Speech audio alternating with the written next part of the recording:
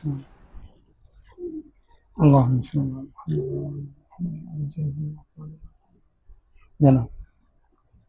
जैसा कि नामों का फर्क कुछ पड़ता है इंसानी जिंदगी पर, खुसूसन सूफिया इस बारे में क्या कहते हैं कि किसी शख्स की जात पर क्या उसके नाम का भी असर होता है? अगर होता है तो अगर ऐसे नाम अगर वालिदैन ने रख दिया तो क्या वो जैसे वो शख्स शुरूत की राह में लगा तो क्या अपना नाम तब्दील कर सकता है? अगर पहली बात तो ये कि क्या नामों का जात पे असर होता है, कितना होता है? तो इसका असर होता तो है,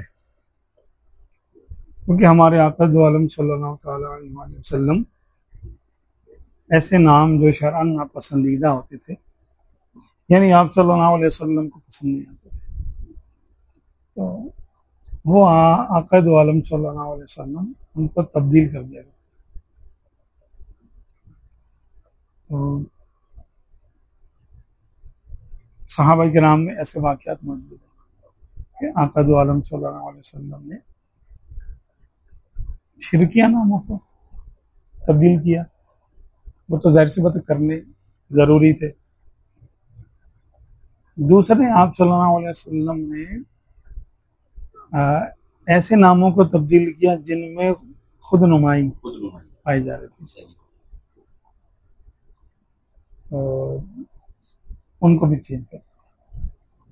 अच्छा, उनकी जगह अच्छे अच्छे नाम, किसी का नाम था हज़न या हुज़न, यानी गम या गम पैदा करने वाला, तो उसका नाम सहल तजवीज़ आसानी। और आका दो आलम सल्लल्लाहु अलैहि वसल्लम अच्छे नामों को पसंद फरमाया करते थे और अच्छे नामों से अपने कामों का कि नेक फाल लिया करते थे। सुलह हुदैबिया से पहले जो वाक़या है, यानी आका दो जहान रहमत आलमीन सल्लल्लाहु अलैहि वसल्लम ने ख्वाब देखा, यानी वही अल्लाह ताला ने वही फरमाया ख्वाब में कि आप सल्लल्लाहु अलैहि वसल्लम ने देखा कि आप खुद और सहाबा किराम जो हैं वो तवाफ कर रहे हैं, मस्जिद हराम में दाखिल हो रहे हैं, और तो आका सल्लल्लाहु अलैहि वसल्लम ने ये ख्वाब सबको बता दिया और उम्रे का इरादा फरमा लिया। वो भी एक इम्तिहान था पूरा, सहाबा किराम का भी, सबका इसमें इम्तिहान था। और मक्के का कसद फरमाया, 1400 सहाबा किराम साथ में आ गए। अब सबका जज्बा ये था कि उम्रा करेंगे भी। तकरीबन 6 या 7 साल हो चुके थे मक्का छोड़े हुए, 7 साल हो चुके ना, 6 साल हो चुके थे मक्का छोड़े हुए। तो जब वहां करीब पहुंचे तो मुशरिकीन मक्का ने रास्ता रोक लिया कि हम आपको तो उम्रा तो नहीं करने देंगे, क्योंकि उनके मजहब में तो ये था कि भाई आप लोग तो हमारे दीन पर ही नहीं है, तो आपका काबे पर कोई हक नहीं, आप नहीं आएंगे। वो तो जान के दर पे जंगें हो चुकी थी, दो बड़ी जंगें हो चुकी थी, बल्कि 3 हो चुकी थी। तो आप सल्लल्लाहु अलैहि वसल्लम ने वहां क़याम फरमा लिया हुदैबिया के मकाम पर। फिर क्या हुआ कि एक लंबी तारीख है, उसमें क्या हुआ मैं नामों को बता रहा हूँ कि जब हजरत सुहेल बिन आमर मुशरिकीन मक्का की तरफ से डेलीगेशन लेकर आए, तो आप सल्लल्लाहु अलैहि वसल्लम ने उनको देख के फरमाया, अच्छा सुहेल आए हैं, सुहेल। अच्छा, उस वक्त तक वो ईमान नहीं लाए थे। फरमाया अच्छा सुहेल आए, चलो तुम्हारा काम आसान हो जाएगा। यानी सुहेल का माना होता है आसानी, आसान होना या आसानी करने वाला, सहल से सुहेल, सहूलत, इसी को सहूलत, यानी इसी से सहूलत भी बनी है। तो आप सल्लल्लाहु अलैहि वसल्लम अच्छे नामों से नेक फाल लिया करते थे, बुरी फाल तो नहीं लेते थे किसी से। बुरी फाल लेना, बुरा शगुन लेना इस्लाम में मना है, कि हम किसी काम को देख के बोले अरे ये तो बहुत बुरा हो गया, अब तो जैसे बिल्ली रास्ता काट जाए। तो ये हमारे इस्लाम में ये नहीं है कि अरे बिल्ली ने रास्ता काट दिया अब हम उस काम पे नहीं जा सकते, या हम जा रहे हैं किसी ने हमें पीछे से आवाज दे दी। तो हिंदुस्तान में ये है कि भाई अरे तुमने पीछे से क्यों आवाज दे दी मुझे, अब मेरा काम नहीं होगा, मैं जाते जाते रुक गया। फिर वो थोड़ी देर बैठेगा, वो काफी देर के बाद जब बात आई गई हो जाएगी तो फिर जाएगा उस काम से। ये यहाँ का हिंदुस्तान का ये शगुन है। तो बदशगुनी इस्लाम में नहीं है, हाँ नेक शगुन की इजाजत है। तो आका सल्लल्लाहु अलैहि वसल्लम यानी अच्छे नामों से नेक शगुन लिया करते थे। और इसी तरह जब यानी शुरू की बात है, हिजरत के लिए आका दो आलम सल्लल्लाहु अलैहि वसल्लम तशरीफ लाए, तो जब मदीना शरीफ के करीब करीब जो ना पहुंचे तो हजरत सैयदना बरीदा असलमी रज़ियल्लाहु ताला अन्हु वो यानी मदीने में किसी जमात के सरदार थे और आका दो आलम सल्लल्लाहु अलैहि वसल्लम की राह में रुकावट बनने के लिए आए थे कि मैं इनको मदीने में दाखिल ही नहीं होने दूंगा। लेकिन जैसे ही आका दो आलम सल्लल्लाहु अलैहि वसल्लम को देखा तो आका सल्लल्लाहु अलैहि वसल्लम ने उनसे पूछा क्या नाम है, उन्होंने अर्ज की मेरा नाम बरीदा असलमी। अच्छा, जैसे ही आका सल्लल्लाहु अलैहि वसल्लम की जियारत की तो उनका दिल नरम हो गया, दिल की दुनिया बदल गई। कहने लगे नहीं, मैं तो आपको रोकने के लिए आया था, लेकिन आप तो वाकई अल्लाह के नबी है, ऐसे रोशन चेहरे वाला, ये झूठा नहीं हो सकता। बड़ी तारीफें की और इस्लाम कबूल कर लिया। और फिर उन्होंने अर्ज की कि या रसूलल्लाह, मक्के मदीने में आपका दाखिला ऐसे नहीं होना चाहिए, खामोशी से।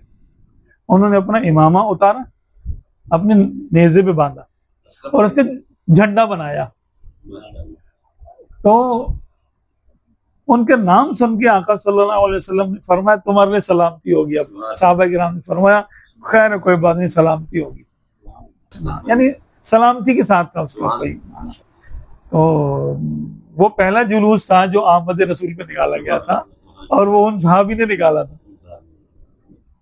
तो आका सल्लल्लाहु अलैहि वसल्लम ने नेक नामों की बड़ी तारीफ फरमाई है। इसका मतलब ये है जो तबीबे समझ लो कि कुल है, तबीबुल कुलूब है, और जो मंबल उलूम है सारी कायनात के लिए, कासिम नेमत है, कासिम इल्म और हिकमत है, वो अगर किसी बात पर तवज्जो दें और किसी पहलू को उजागर करें तो उसमें कोई खास बात जरूर है। तो इसलिए हम ये कहेंगे कि अगरचे हमें इसकी पूरी तहकीक नहीं है कि भाई बुरे नामों का बहुत बुरा असर होता होगा, लेकिन वो किस हद तक होता है, कितने परसेंट होता है, कितने परसेंट नहीं होता, हमारे लिए आका सल्लल्लाहु अलैहि वसल्लम का अमल काफी है कि हमारे आका सल्लल्लाहु अलैहि वसल्लम बुरे नामों को तब्दील कर दिया करते थे और अच्छे नामों से खुश होते थे, बल्कि बुरे नामों को तब्दील करके अच्छा नाम रख दिया करते थे। अच्छा, उसका असर जो है वो पुकारने वाले पर नफ्सियाती तौर पे तो होता है। अगर हम वैसे देखें तो अब किसी का नाम अगर अच्छा नाम होगा उसको सब लोग अच्छा यानी अच्छा अच्छा कह के उसको जो ना पुकारेंगे तो वो खुद अच्छा फील करेगा।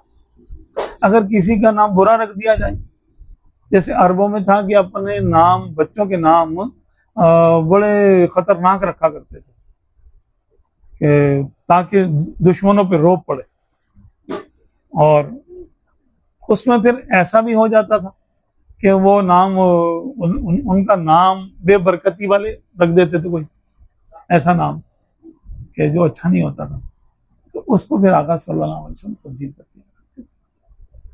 किसी का नाम हो, अच्छा सा नाम हो, यानी जमील नाम हो किसी का, अब तो इसको जमील ही कहेगा ना, कभी खूबसूरत खूबसूरत खूबसूरत। तो इंशाल्लाह उम्मीद है कि अगर वो किसी अल्लाह के नेक बंदे के मुंह से निकल गया जमील, तो उसमें इंशाल्लाह जरूर जमाल पैदा हो जाएगा, चाहे जाहिरी जमाल पैदा हो या बातिनी जमाल पैदा हो। जैसे सैयदना अबुल हसन खरकानी रहमतुल्लाह अलैह। आप जो है सुल्तान महमूद गजनवी रहमतुल्लाह अलैह के पीर थे आप। अच्छा। पीर थे। तो सुल्तान महमूद गजनवी रहमतुल्लाह अलैह ने आपकी बारगाह में जो है वो अर्ज भिजवाई कि मेरे लिए दुआ करें, क्योंकि आपका नाम था महमूद। महमूद का माना कि यानी काबिल तारीफ, कैसे कहें, जिसकी तारीफ की जाए, काबिल तारीफ। महमूद का माना काबिल तारीफ। तो किसी ने आके अर्ज की कि या हजरत, बादशाह ने आपसे दुआ के लिए इल्तिजा की है, महमूद ने। आपने फरमाया अच्छा, अल्लाह महमूद की आखिरत महमूद करे, यानी महमूद की आखिरत भी महमूद हो। तो देखें इनका, जब अभी कुछ अरसे पहले की बात है कि इनकी यानी जो ना मज़ार की ना यानी वो दीवार वगैरह का मसला था, तो इनकी कब्र कुशाई हुई थी। तो आपका जिस्म सलामत था सुल्तान मोहम्मद वसीम रहमतुल्लाह अलैह। और आपको अल्लाह तबारक व तआला ने कितना बड़ा एजाज अता किया कि हिंदुस्तान की फतह की दागबिल आपने डाली मुसलमानों के लिए। तो महमूद नाम देखिए, अच्छे अच्छे लोगों ने मुसलमानों की तारीख अगर आप देखेंगे तो बड़े बड़े काम, अच्छे अच्छे काम बड़े बड़े लोगों ने किया, उनके नाम देखें आप। सबसे पहला नाम जो है वो हमारे आका सल्लल्लाहु अलैहि वसल्लम ही का है, मोहम्मद, कि वो शख्सियत जिसकी बार बार बेशुमार बार तारीफ की जाए, मोहम्मद, कसदन तारीफ की जाए, हाँ, इसकी कसदन तारीफ की जाए, जानबूझकर नियत करके तारीफ की जाए। मोहम्मद, हम्मद युहम्मिदु तहम्मुद, मोहम्मद जिसकी बार बार तारीफ की जाए, बार बार तारीफ की जाए। तो हमारे आका सल्लल्लाहु अलैहि वसल्लम वाकई इसमें बामुसम्मा, ये आप सल्लल्लाहु अलैहि वसल्लम का अलम है, यानी नाम भी है और सिफत भी है मोहम्मद, सिफत भी है मोहम्मद। जैसे इब्राहिम, इब्राहिम तो गालिबन ये इब्रानी जबान का लफ्ज है।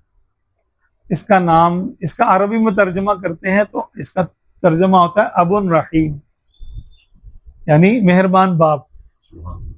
अबुन रहीम, रहमत करने वाला, नरम दिल, रहम करने वाला बाप। तो आप इब्राहिम अलैहिस्सलाम का आप शख्सियत आप देखें, उनका जो तासुर, इब्राहिम नाम सुन के आपके जहन में जो तासुर आता है वो बड़ा नरम और हिल्म वाला आता है कि बहुत ही करीम होंगे, बहुत रहम वाले होंगे, नरम दिल होंगे। और आप कैसे, हालांकि अक्सर को हम में से अक्सर को इनके नाम का अरबी माना या उर्दू माना नहीं पता, लेकिन इब्राहिम उनका तासुर ऐसा बनता है।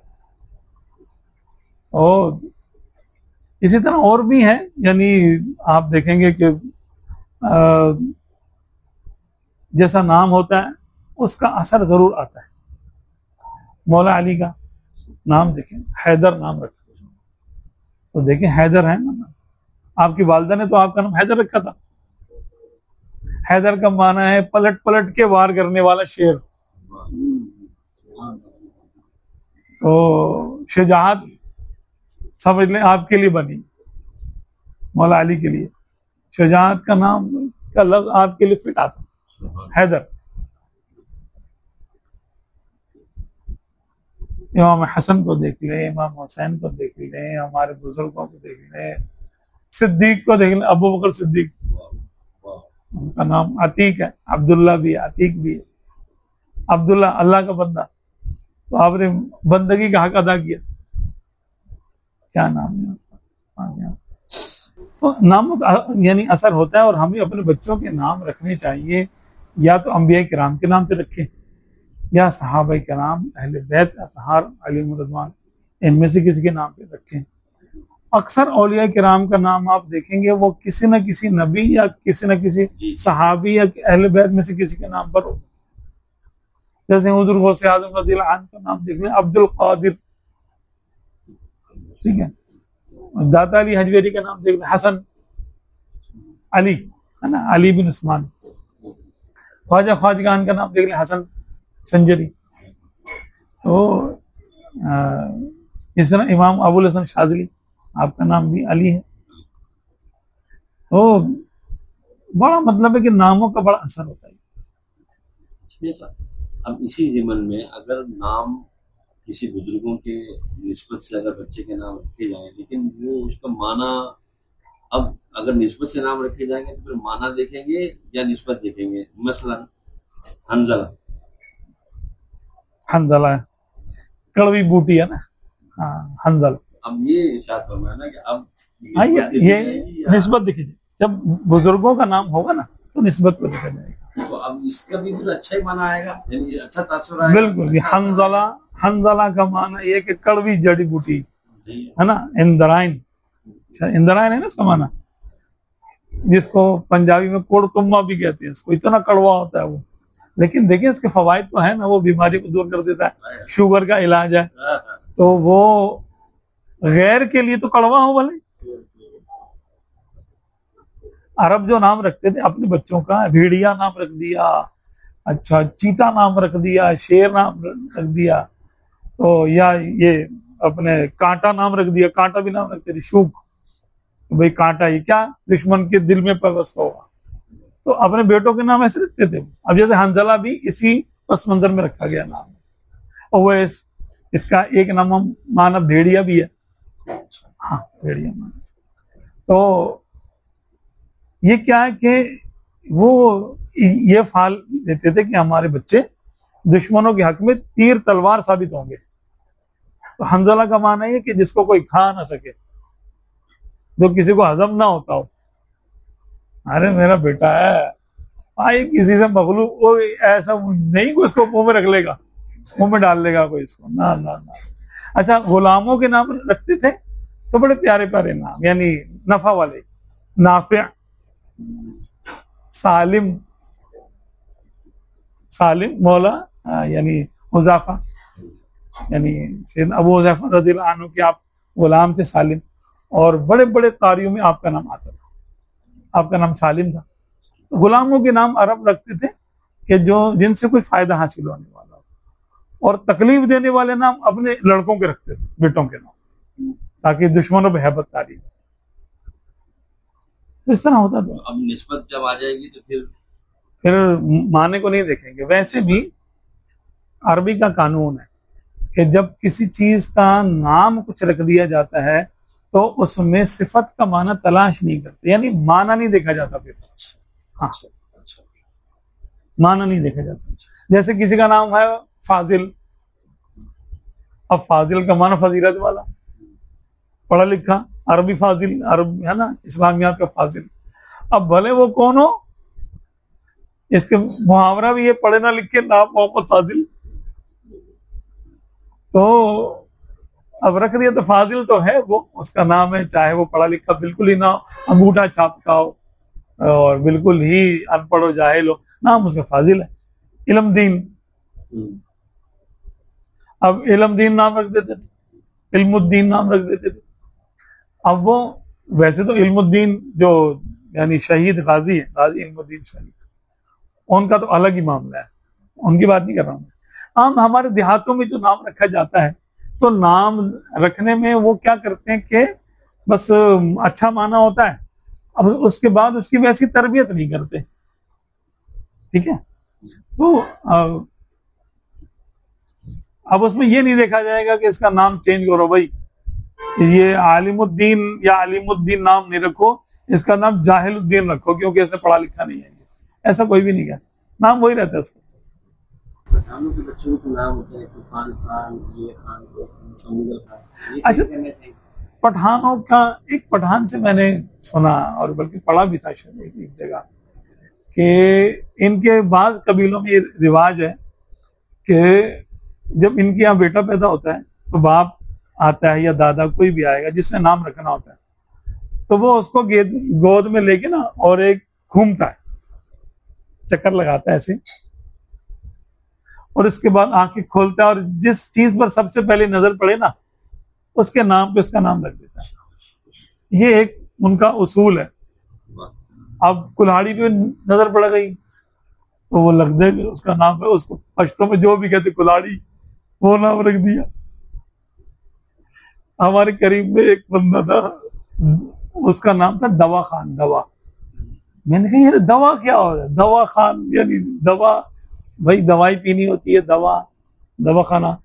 कह रहे दवा, यार हमारे यहाँ ऐसे रख देते हैं नाम ना, मौजा खान। मैं, हमारे को पेशेंट थे, वो आए, मैंने उनको नाम जो पूछा तो क्या नाम है वालिदा का, वालिद का क्या नाम है, कहने लगे, हंसने लगे। मैंने कहा बताओ तो सही क्या नाम है, कहने लगे मौजा खान। मैंने कहा यार ये कौन सा नाम हुआ, कहले बस हमारे यहाँ रख देते हैं ऐसे उल्टे सीधे नाम, बस पता नहीं क्या, उनको भी नहीं पता बेचारा, बस उसका नाम है वो चलाना, ऐसे हो जाता है कहीं। अगर ऐसा नाम रख दिया तो चेंज करने की जरूरत नहीं। भाई जो पढ़े लिखे लोग होते हैं तो जाहिर सी बात है उनको चेंज कर देना चाहिए, कोई अच्छा नाम रखे। हाँ, अच्छा नाम रखना चाहिए, नाम अच्छा होना चाहिए, नेक फाल। इसी तरह निस्बत अगर देखी जा रही है, हाँ। तो यजीद तो बड़ा प्यारा नाम है, तो परवेज भी बड़ा प्यारा नाम है, सुना है अहले सुन्नत वाले दोनों नाम नहीं रखते। हाँ, परवेज के बारे में लोगों को ज्यादा नहीं पता, यजीद का तो पता है। यजीद का लफ्जी माना तो है कि बढ़ाने वाला, किसी चीज को बढ़ाने वाला, जैद से जियाद है, यजीद है, इनका माना, मादा इनका एक ही है। अच्छा है, मतलब माना तो अच्छा है। माना तो अब तो अच्छा कहते हुए भी हमें वो लगता है आप नहीं बोले उसको अच्छा। हाँ, डिक्शनरी में इसका माना है कि बढ़ाने वाला, लेकिन अब उसके नाम के साथ इस कदर जिल्लत मुसल्लत है यजीद के नाम के साथ कि कोई भी अपना बेटे का नाम, बच्चे का नाम यजीद नहीं रखता, क्योंकि उसके नाम के खूबी जो थी ना, उसके ऊपर निस्बत गालिब आ गई। निस्बत है उसकी खराब, काबिल मजम्मत, ठीक है। मतलब है कि आप किसी को गाली देनी तो यजीद कह दो, है ना, हमारे अहले सुन्नत में तो यही है। इसलिए जो चीज गालिब आती है उसका एतबार होता है। किसी पर आलमियत गालिब है, जैसे इस्माइल, इब्राहिम, इसी तरह अबू बकर या उमर, तो इनके माने को नहीं देखा जाता, इनमें उनकी अलमियत और निस्बत को देखा जाता है। तो यजीद में भी निस्बत गालिब है, यहाँ तो ये माना अच्छा ही हो भले, लेकिन नहीं रखते लोग, बोलते हैं नहीं यार ये क्या है। परवेज के बारे में, हाँ, परवेज जो था वो बादशाह था, मजूसी बादशाह था, जिसने खुसरो परवेज, यानी खुसरो कहते बादशाह को, और परवेज का माना होता है परवाज करने वाला, जिसको शहबाज कह लो आप, हमारे यहाँ पर उर्दू में शहबाज कह लो। तो परवेज का माना भी परवाज और परवेज, परवाज करने वाले को परवेज कहते हैं, यानी जो परवाज कर रहा हो, माना तो इसका सही है, लेकिन ये बादशाह था और ये था गुस्ताखे रसूल।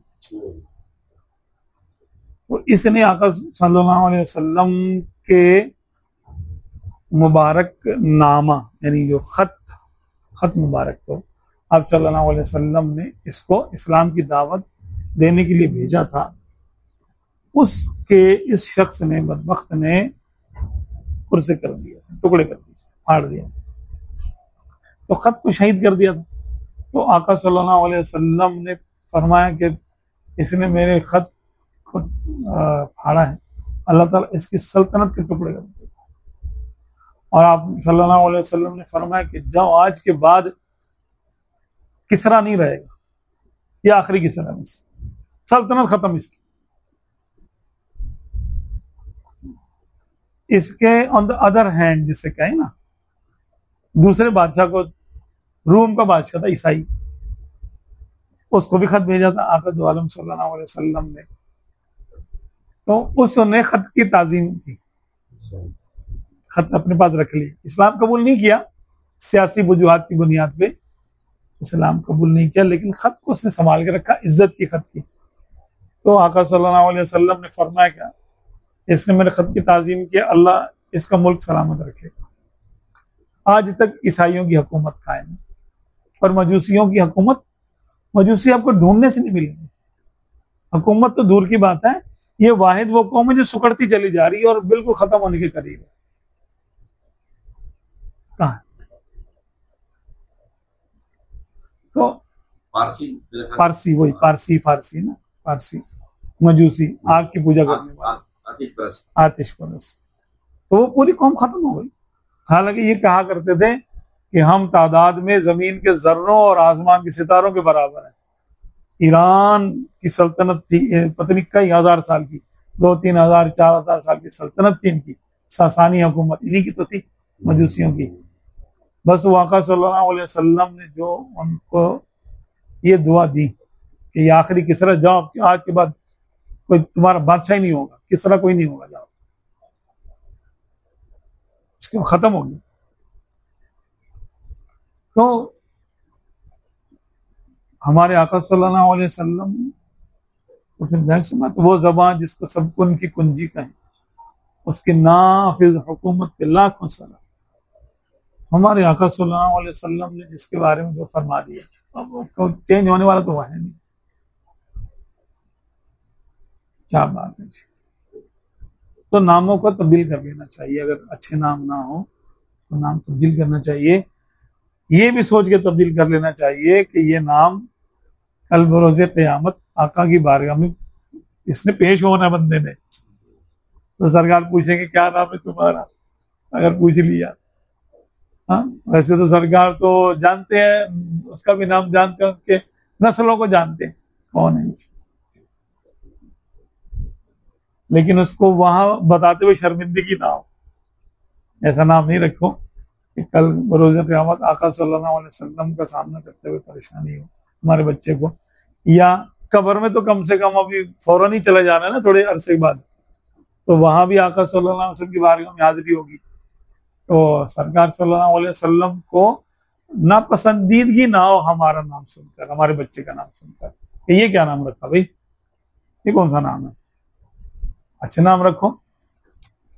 तो आका सल्लल्लाहु अलैहि वसल्लम को खुश करना फर्ज ऐन है, तो ये नियत करे बंदा कि आका खुश होंगे। वैसे भी जो बंदा नमाज पढ़ता है, दुरूद पढ़ता है, दुरूद शरीफ पढ़ता है, वैसे आका सल्लल्लाहु अलैहि वसल्लम सबका नाम जानते हैं, सबके काम जानते हैं, अच्छा नाम रखें। इसी तरह में ऐसा कुछ लोगों के दो नाम होते हैं, कुछ लोगों के दो नाम होते हैं, लोग कभी उसको किसी नाम से पुकारते हैं, कभी किसी को किसी नाम से पुकारते हैं। तो सुना है कि जब उसको उसके नाम पर रिजल्ट जो आता है वो फिर मुंतशिर होता है, या ऐसे कुछ होता है, ऐसी कोई बात होती है? अरे नहीं, हमारे आका सल्लल्लाहु अलैहि वसल्लम के दो नाम है, जाती नाम दो है, अहमद है, मोहम्मद है। मौला अली के दो नाम, अली है, हैदर, क्या इससे कोई नहीं, कुछ नहीं, लोगों ने अपने तौर पे बना लिया। अगर इसमें कोई कबाहत होती तो आका सल्लल्लाहु अलैहि वसल्लम मना फरमा देते। बल्कि नामों की कसरत होना, तो सिफाती नामों की भी बाज़ कसरत होती है, तो वो तो अजमत पे दलाल। कहते हैं कि वो फरिश्ता भी किसके नाम का लेकर आएगा? हाँ, फरिश्ता तो रूह के नाम लेकर आएगा, जो भी रूह है, तो कोई भी नाम रख लो, अगर नाम बदल गया तो फरिश्तों को एड्रेस ही पता चलेगा नहीं क्या, तो चलेगा, तो फिर ऐसा कुछ कोई शख्स तो एक ही है ना, तो शख्स के उस पे आ रहा है नाम, रिज़्क। हाँ, तो जब रिज़्क में ये जो रूहानियत है, ये भी रिज़्क है, इसमें भी कोई ऐसा नहीं, कुछ नहीं। हाँ, ये होता है कि बरकत और बुरे नाम से फरिश्तों को भी कोफ्त होती है, ये क्या नाम रख दिया इन्होंने, अजीब सा नाम रख लिया, तो कोफ्त तो होती है, वो अलग चीज है। जैसे हमें बुरा लगता है, बुरे नाम सुन के अच्छा नहीं लगता। हमारे यहाँ तो गीदड़ कॉलोनी, मच्छर कॉलोनी, पता नहीं क्या क्या नाम। अब किसी को अपना एड्रेस बताते हुए चलो परेशानी होती कि नहीं होती, भाई आप कहाँ रहते हो, यार गीदड़ कॉलोनी में, वो कोशिश करते हैं इसका कोई ऑफिशियल नाम अच्छा रख ले। फला पाड़ा, पाड़ा भी नाम रख देते। तो ये भी चीजों के भी नाम हम कहते हैं यार, अच्छे नाम होते ना तो बड़ा अच्छा लगता था ना। डिफेंस, सोसाइटी नाम, कॉलोनी, पाड़ा, पुरा, फला पुरा, पंजाब में पुरे बहुत होते, पोश किस्म का इलाका, डब्बा बोल नाम है उसका। हाँ, डब्बा मोड़, वो क्या नाम है डब्बा मोड़। हालांकि इलाका बहुत अच्छा है, हाँ वही ना, नाम सुन के अच्छा नहीं लगेगा आपको। डब्बा बोल। ठीक है, इसलिए एक छोटा सा एक मसला है मिसल ये है कि अगर कुछ ऐसे मसाइल या कुछ ऐसी बातें हैं जो माजी में हमारे बुजुर्गों के साथ कुछ इस तरह के वाकयात पेश आए हैं कि जिस पर हम हमारे बुजुर्गों ने खामोशी जो है ना वो अपनाई। इस दौर में फितनों का दौर है, कुछ इस तरह के लोग होते हैं बेबाक किस्म के, तो वो उन बातों को छेड़ देते। अब वो जब उन बातों को छेड़ते हैं दूसरे अंदाज में, तुम्हें ये कोई मौलवी नहीं बताएगा, ये असल में ऐसा था। अब जब वो उलमा कराम उसको बताते हैं तो डिसेंट बिल्कुल इस अंदाज में बता रहे होते हैं कि वो यानी वो चीज काफी हद तक खराब हो चुकी होती है माशरे में, वो काफी हद तक वो शख्स जो है ना वो डिस्ट्रॉय कर चुका होता है इस मसले को। अच्छा, अब अगर ये ना करें तो उसका जवाब कौन देगा? जवाब तो देना पड़ेगा, लेकिन मामला काफी तितर बितर हो चुका होता है, फितना पैदा हो गया। एक तो ये मसला है। दूसरा ये है कि अगर ऐसा हो कि इस तरह की जो बातें हैं वो अगर उलमा पहले ही से बयान कर दें कि भाई ये बात है, ये बात है, ये बात है, इसमें भी मसला है। क्योंकि अगर ये पहले से बता देंगे तो यानी लोगों का इतना जहन है नहीं, अल अवाम का निनाम। अब दोनों सूरतों में मामला खत्म है कि अगर किसी ये मसाइल पहले से बता दें, जैसे मिसाल के तौर पर ये हजरत अमीर हमजा रज़ी अल्लाह तआला अन्हु का जो मसला किया गया, इस पर अगर बात की जाए तो भी मसला, ना की जाए तो भी मसला, अगर बताया जाए तो मसला। इस सूरत में इस दौर में क्या करना चाहिए? लेकिन ये दुनिया जो है वो दारुल इम्तिहान है। अगर यहाँ पर कुछ नेगेटिविटी पैदा ही ना हो तो फिर इम्तिहान कैसे होगा? अगर कुछ नेगेटिविटी या कुछ मनफी बातें अल्लाह तबारक व तआला को मंजूर नहीं थी, कुछ भी मंजूर नहीं था ऐसा, तो उसने शैतान को क्यों पैदा किया, क्यों इजाजत दी? काफिरों की जबान क्यों नहीं बंद कर दी? उसने ये कानून क्यों नहीं नाफिज कर दिया कि जो अल्लाह का इकरार करेगा रिज्क उसको मिलेगा, जो इनकार करेगा उसको रिज्क नहीं मिलेगा? सहाबा किराम या बुजुर्गान दीन तो मखलूक में से है ना। लोग तो अल्लाह तबारक व तआला को बुरा कहते हैं। अब बताइए, जिसने उनको बनाया है, जो बेऐब है, उसके कामों में ऐब तलाश करते हैं, उसको बुरा भला कहते हैं। जिसको यानी डायरेक्ट कुफर है, वो तो अल्लाह ताला को ऐब लगाना कुफर है ना।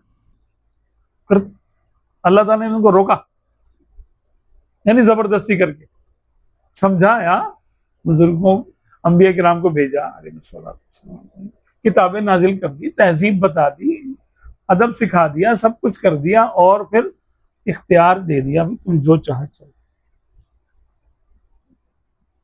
इसी तरह अपने नबियों के बारे में अदब आदाब का बता दिया कि इनका अदब ऐसे करो, ऐसे करो, ऐसे करो।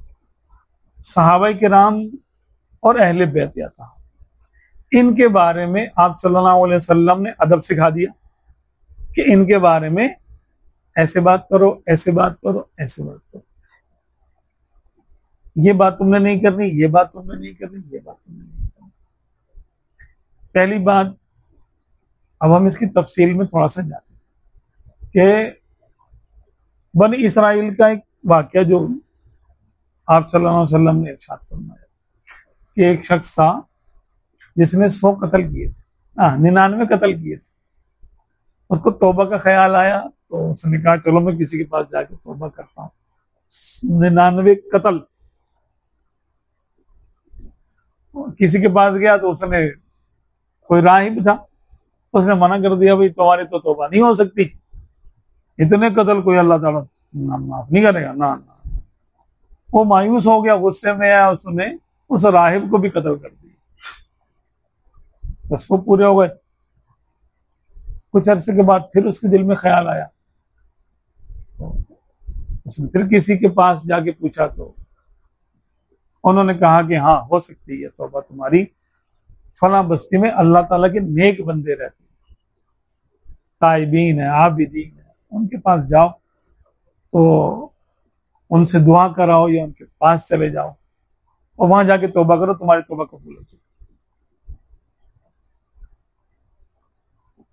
वो शख्स वहां उस तरफ कस्द करके गया और रास्ते में उसका इंतकाल हो गया। अब हदीस शरीफ के मुताबिक रहमत और अजाब दोनों के फरिश्ते आ गए। उन्होंने कहा कि रहमत वाले कह रहे हम लेकर जाएंगे क्योंकि इसने तौबा की नियत कर ली थी और ये ताइबीन में लिखा जाएगा, इस पर रहमत होनी चाहिए। और अजाब के फरिश्ते भी आ गए कि तुम तो खाली नियत ही की थी, इसने तौबा की लेकिन 100 कत्ल कर चुका है। कत्ल जब इतने किए तो पता नहीं शराब खोरी कितनी की होगी। अब हम अपने तौर पर हम अज़म्पशन नहीं कर सकते, लेकिन एक उर्फ की बात हम अगर करें तो पता नहीं दूसरे गुनाह कितने किए होंगे उसने। कत्ल तो भाई गालम गलोच के आमतौर पे बाद ही नौबत आती है ना उसकी, कुछ झगड़ा होता है, कुछ लेना देना होता है, कुछ हिसाब किताब होता है। और कितनी जिंदगी थी उसकी, 400 साल की थी, 200 साल की थी, 300 साल की थी। 100 कत्ल करना भी कोई हाथ से तलवार से कोई मामूली बात नहीं है, कितना सख्त दिल चाहिए इसके लिए।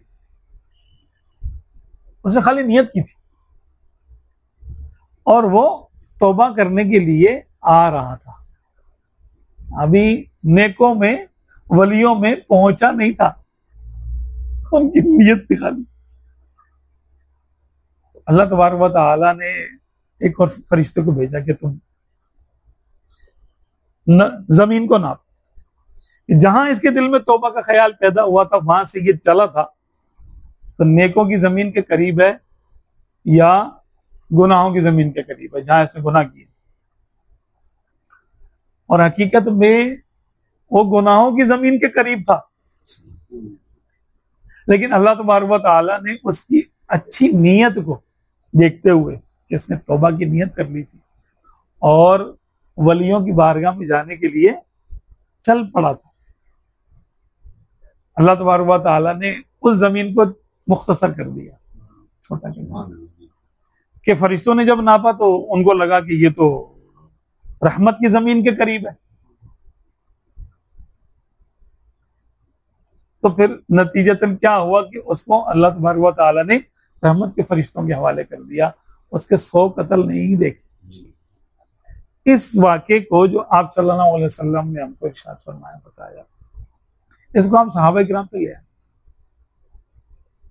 किसी ने 100 कत्ल किए हों, सहाबा किराम में से किसने 100 कत्ल किए थे पहले, इस्लाम लाने से पहले? नहीं किए थे ना। उन्होंने तौबा की सिर्फ नियत नहीं की थी, तौबा कर भी ली थी।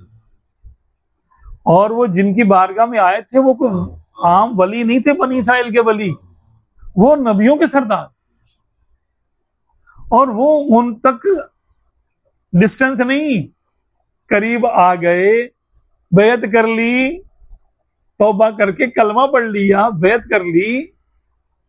अब अगर उनके कोई साबिका किसी जुर्म को दोहराएगा तो हदीस पाक के मुताबिक, हदीस पाक में है कि जिसने किसी को ऐसे जुर्म की, गुनाह की आड़ दिलाई, शर्म दिलाई, जिससे वो तौबा कर चुका है, तो अल्लाह तबारक व तआला इस शख्स को जो ताना दे रहा है, इस शख्स को उस वक्त तक मौत नहीं देगा जब तक कि ये उस गुनाह में मुब्तला ना हो, हालांकि वो तौबा कर चुका है। ये तो गुनाह की बात है ना। और सहाबा किराम के बारे में या अहले बैत के बारे में, इस्लाम लाने सहाबा किराम के, यानी अहले बैत का तो मामला अलग है, सहाबा किराम के बारे में कोई अगर कोई तान करता है या जो शख्स पहले ईमान नहीं लाए थे बाद में ईमान लेकर आए, उनके बारे में कोई शख्स बस जबानी करता है और उनको पुराने दौरे जाहिलियत की कोई बात उनकी दोहराता है, तो वो किस कदर अल्लाह तबारक व तआला की बारगाह में वो नापसंद होगा कि उस एक शख्स के लिए अल्लाह तबारक व तआला जो कि वलियों की बारगाह में जा रहा था, सिर्फ नियत की थी, अल्लाह ताला उसके 100 गुनाह माफ करने के लिए तैयार है और उसके लिए प्रोटोकॉल भी दे रहा है और जमीन भी कम कर दी उसके लिए, जमीन की मुसाफत समेट दी अल्लाह ने उसके लिए, ताकि ये फरिश्ते नापे तो इनको लगे कि ये नेकों के करीब मरा है, तो नेकों के कुर्ब की वजह से उसकी मग़फ़िरत कर दूं, मैं किसी निस्बत से करूं इसको बख्शूं। तो निस्बत में आका सल्लल्लाहु अलैहि वसल्लम की सहाबियत से बढ़ के क्या निस्बत हो, ठीक है। अच्छा, ये तो सोच है इस्लामी, ये अगर कुछ हमको आका सल्लल्लाहु अलैहि वसल्लम ने इस बारे में नहीं भी तालीम दी होती तो हम हदीसों से यहाँ तक पहुंच सकते थे।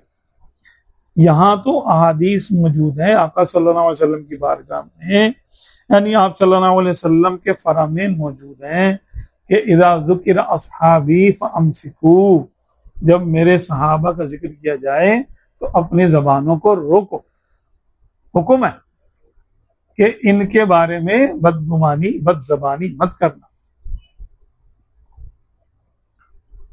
एक नहीं, बारहा आका सल्लल्लाहु अलैहि वसल्लम ने अपने सहाबा का अदब सिखाया। फिर नाम लिए बगैर फरमाया कि इस्लाम जो है वो, इस्लाम और हज, जो इनसे पहले के गुनाह हैं, अल्लाह तबारक व तआला इस्लाम की बरकत से, हज की बरकत से उन सबको मिटा देता है। अत्ताइबु मिन ज़म्बि कमल ला ज़म्ब लहू, जो तौबा कर लेता है वो ऐसा है जैसे उसने कोई गुनाह किया ही ना हो। हज करने के बाद ये बशारत है और ये हुक्म है कि जब तुम हज कर लो तो इस बशारत को सच्चा मानो कि जो हज करता है हज मबरूर, अगर उसका हज कबूल हो जाए तो वो कोई ऐसा है कि जैसे आज ही पैदा हुआ है, कोई गुनाह नहीं बाकी उसका। चलो आज के दौर में या हज का तो कबूल होना एक अमर गैबी है, किसी को क्या पता हज कबूल हुआ कि नहीं हुआ, लेकिन इस्लाम का कबूल होना तो साबित है। आका ने जब कबूल फरमा लिया, ठीक है तुमने तौबा कर ली, मैं तुमको कलमा पढ़ा रहा हूं, जाओ ठीक है, कोई सजा नहीं दिया आका सल्लल्लाहु अलैहि वसल्लम ने गुज़िश्ता बातों पर, ठीक है। तो जिसको आप, हमारे आका सल्लल्लाहु अलैहि वसल्लम जिस बात को याद नहीं दिला रहे, तनकीद नहीं कर रहे, बल्कि वो उनकी तौबा को देख रहे हैं, कबूल कर रहे हैं, कबूल फरमा रहे हैं, तो किसी और को हक है? ये दीन किसका? आका का लाया हुआ दीन। कोई अगर इसका कोई शारिह और शारिअ है, वो कौन है? हमारे आका सल्लल्लाहु अलैहि वसल्लम है। आका से बढ़ के कोई हो सकता है शारिह? ये तो बात रही एक उमूमी। अब किसी सहाबी के बारे में कोई नापसंदीदा बात अगर किसी रिवायत में मौजूद है, सहाबी सहाबिया के बारे में, उसके बारे में हमें हुक्म है कि कफ़े लिसान पर खामोश रहो। क्यों? तुम मारे जाओगे। अगर बीच में रावी झूठा हुआ तो तुमने जिम्मेदारी लेके उसको बयान कर दिया, ये तो यूं हुआ था, पर तुमने देखा था? नहीं देखा था ना। एक रावी है बीच में, उसने, हो सकता है वो रावी भी सहाबी नहीं है, सहाबी के नीचे ताबई है, ताबई के नीचे तबा ताबई, उसके नीचे फिर और 4-5 दर्जे नीचे आकर। और पहले का दौर कैसा था? किताबों से किताबें मैच करके लिखते थे, कोई छपते नहीं थे। आज छपाई में इतनी मिसप्रिंटिंग हो जाती है, कुछ का कुछ हो जाता है, कुछ का कुछ हो जाता है। आज वाकया 10 आदमियों के सामने एक वाकया होता है, आप 10 से अलग करके पूछ लो क्या हुआ था, अलग अलग बयान देंगे। उसी वक्त वहीं खड़े होकर इंटरव्यू ले लें आप। वो बोलेगा नहीं यूं हुआ था, वो बोलेगा नहीं ऐसे हुआ था, वो बोलेगा नहीं ऐसे हुआ था। 2 गाड़ियों की टक्कर हो जाए, देखने वालों से आप बयान ले लें, एक बोलेगा इसकी गलती थी, दूसरा बोलेगा उसकी गलती थी। अब बता लें, बताएं आप।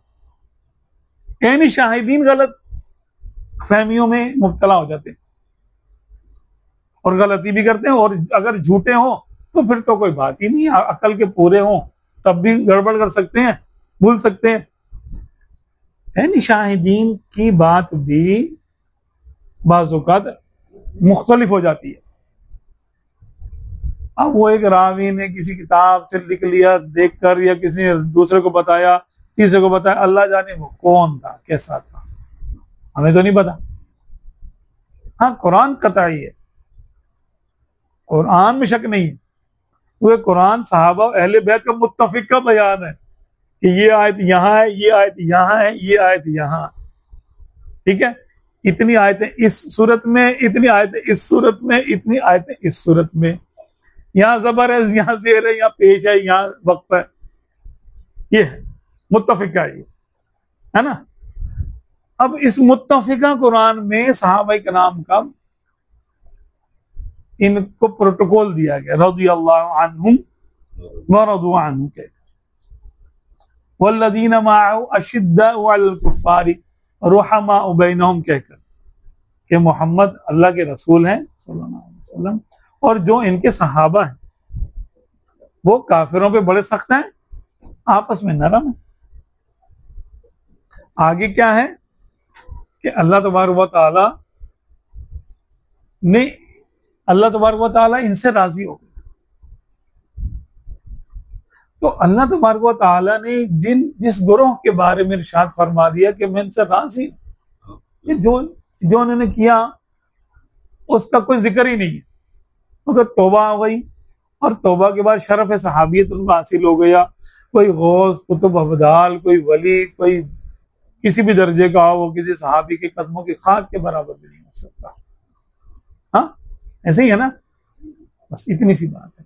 तो जब इनके बारे में बात की जाएगी तो कफ़े लिसान करना जरूरी है, और इनकी तरफ अगर कोई गलत बात मंसूब की गई है तो हम उसकी तहकीक करेंगे जब तक हद तवातुर को ना पहुंचे।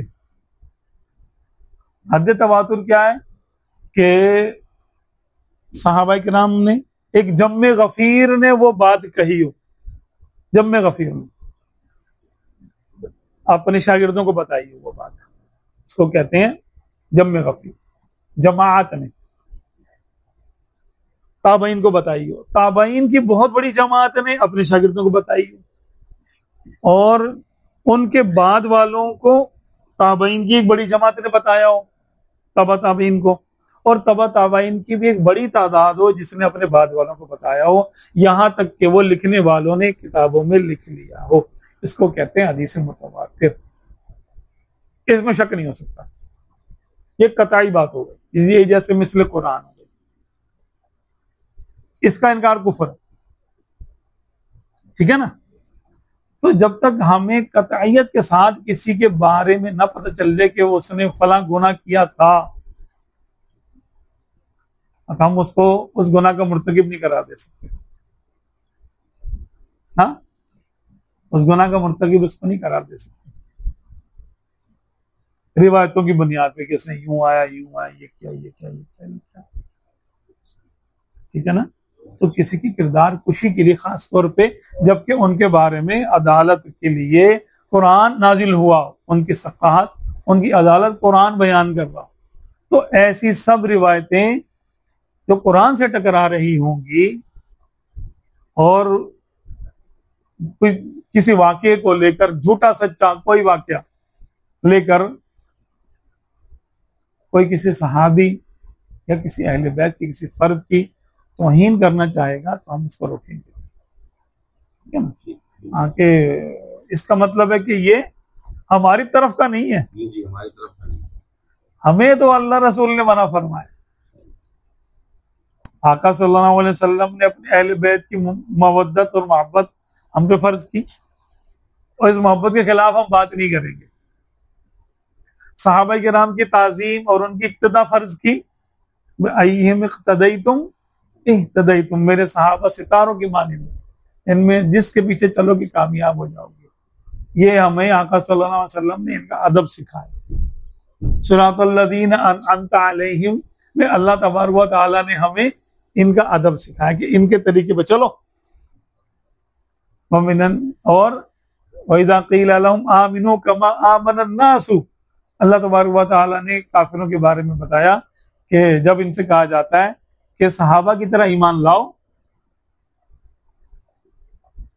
तो किसका ईमान अल्लाह के यहाँ मोतबर हुआ? सहाबा, कि इनकी तरह ईमान लाओ जैसे ये ईमान लाए। तो काफिर कहते हैं अनुमिनु कमा आमन सुफहा, क्या हम पागलों की तरह ईमान ले आए? तो सहाबा किराम को पागल कहना, अहमक कहना काफिरों का तरीका है। तो ये काफिरों के तरीके पर अगर कोई चलता है तो भाई उसको अपना जवाब देना पड़ेगा। ठीक है, वो कहते हैं कि बज़ाहिर उनको एतराज भी बना, जैसे कि फलां शख्स है उन्होंने शराब पी, रिवायत से साबित है, लेकिन वो हुकूमत से पहले की बात। ये भी एक अलग वही बात है कि हो जब अहकामात नहीं आए थे, आका सल्लल्लाहु अलैहि वसल्लम को तज़किया फरमाने वाले, यत्लू अलैहिमुल किताबा व युअल्लिमुहुमुल किताबा वल हिकमता व युज़क्कीहिम, है ना। तो आका सल्लल्लाहु अलैहि वसल्लम ने उन लोगों को पढ़ाया, उन लोगों को सिखाया जो कुफ्र और शिर्क में मुब्तला थे, हर किस्म का गुनाह कर सकते थे और हर किस्म का गुनाह वहां राइज था, उर्फ आम में होते थे। तो जब जब आयतें नाजिल हुई, अहकामात आते गए, जब तक मना नहीं था तो शराब भी पी जाती थी, जब तक वो यानी मना नहीं था तो दो बहनों के साथ एक वक्त में निकाह करना भी जायज था। हाँ, दो बहनों के साथ एक वक्त में निकाह करना भी जायज था एक शख्स के लिए। जब ये आयत नाज़िल हुआ तजमाउ बैनल उख्तैन इल्ला मा क़द सलफ, कि हाँ अब नहीं करना, अब मना हो गया। तो जब अल्लाह रसूल ने मना कर दिया तब हुर्मत पैदा हुई ना उसमें, उससे पहले जायज था। जो कर चुके थे वो उन्होंने भाई वो गुनाह नहीं, मतलब अब शुमार होगा वो कि जो हो चुका पहले। अब ये कि एक को रख लो, एक को रुखसत दे दो, तलाक दे दो। हाँ, ये नहीं है कि अब उनको बाकी रखो, एक को फारिग करो, एक को फारिग करो, एक को रुखसत दो, ये लाजिम है। क्योंकि जब अहकामात नाजिल हो रहे हैं तो उससे पहले जो कुछ भी हुआ वो तो शरीयत उस पर खामोश थी ना, तो कोई और बोल ही नहीं सकता। सैयदना हमजा रज़ियल्लाहु अन्हु के बारे में आता है ना कि आप रज़ियल्लाहु तआला अन्हु ने जब शराब जायज थी यानी मना नहीं थी, तो एक बार आपने पी और मौला अली के दो ऊंट थे, उनमें से एक आपने काटा और सबकी दावत कर दी। अब मौला अली आगे देखने मेरा ऊंट, चाचा ने मेरा ऊंट ज़िबा करके दो खिला दिया। तो अब कोई कहे कि देखो ये तो यूं भी होता था, हजरत हमजा आप सल्लल्लाहु अलैहि वसल्लम के चचा, उन्होंने शराब पी। अरे तो भाई कब पी? शराब जब जायज थी तब पी, तो जायज काम था ना उस वक्त। जब तक हुक्म नाजिल नहीं हुआ, शरीयत खामोश है, तो जायज है ना। हाँ, जब शरीयत मना कर दे अब ना जायज हो गया। शरीयत माना अल्लाह उसके रसूल ने जब मना फरमा दिया अब मना है, उससे पहले इजाजत है। तो ऐसे वाकयात को बुनियाद बना के कोई अगर सहाबा किराम की तौहीन करना चाहता है, उसका मतलब उसके अंदर खूब से बातें।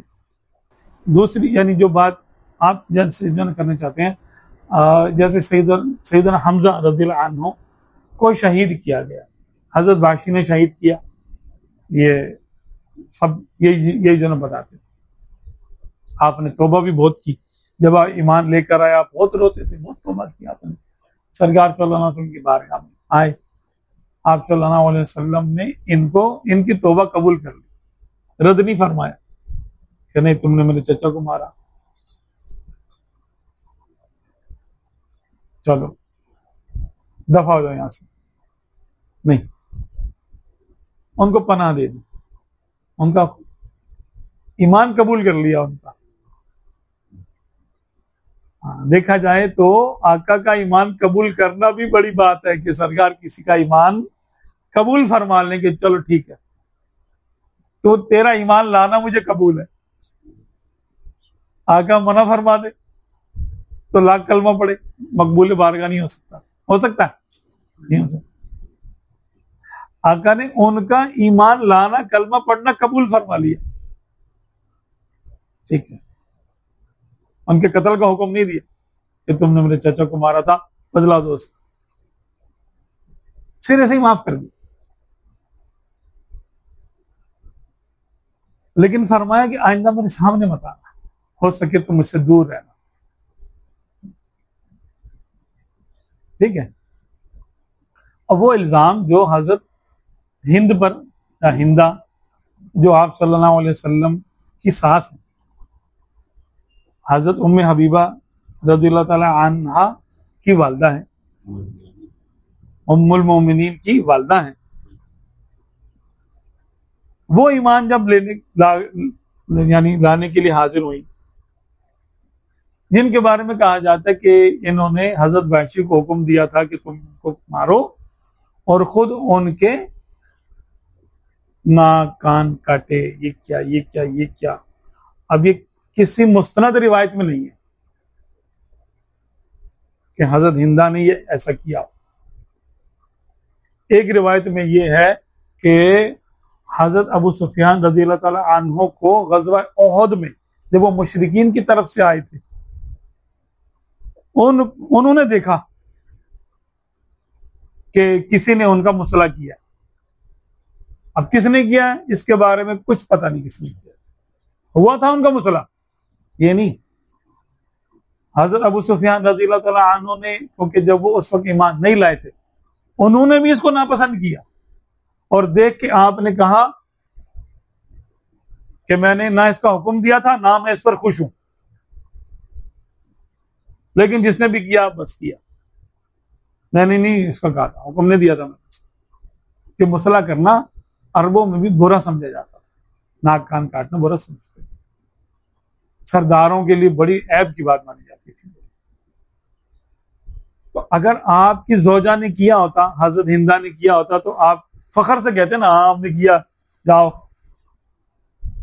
हालांकि आपने, जब आप गज़वा उहद में मुसलमान शहीद हुए, आप तो उस वक्त हालत कुफर में थे, आपने बड़े नारे लगाए, आज हम जीत गए, आज हमारा बुत जीत गया, ओलू हुबुल ओलू हुबुल, ये नारे लगा रहे थे आप कि हुबुल है हमारे बुत, है हमारे खुदा, आज तो ऊंचा हो गया, ऊंचा हो जा, ऊंचा हो जा, ओए हुबुल, अपने हुबुल के नारे लगा रहे थे।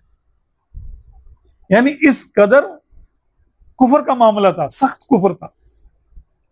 तो आपने उस वक्त भी इस इल्जाम को कबूल नहीं किया कि मैंने कहा था हमजा को मारो और ना इसके नाक कान काटो इसको।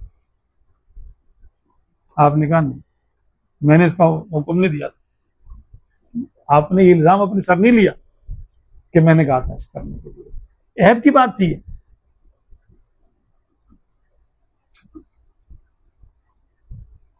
फिर आप सल्लल्लाहु अलैहि वसल्लम की बारगाह में हजरत हिंदा आई।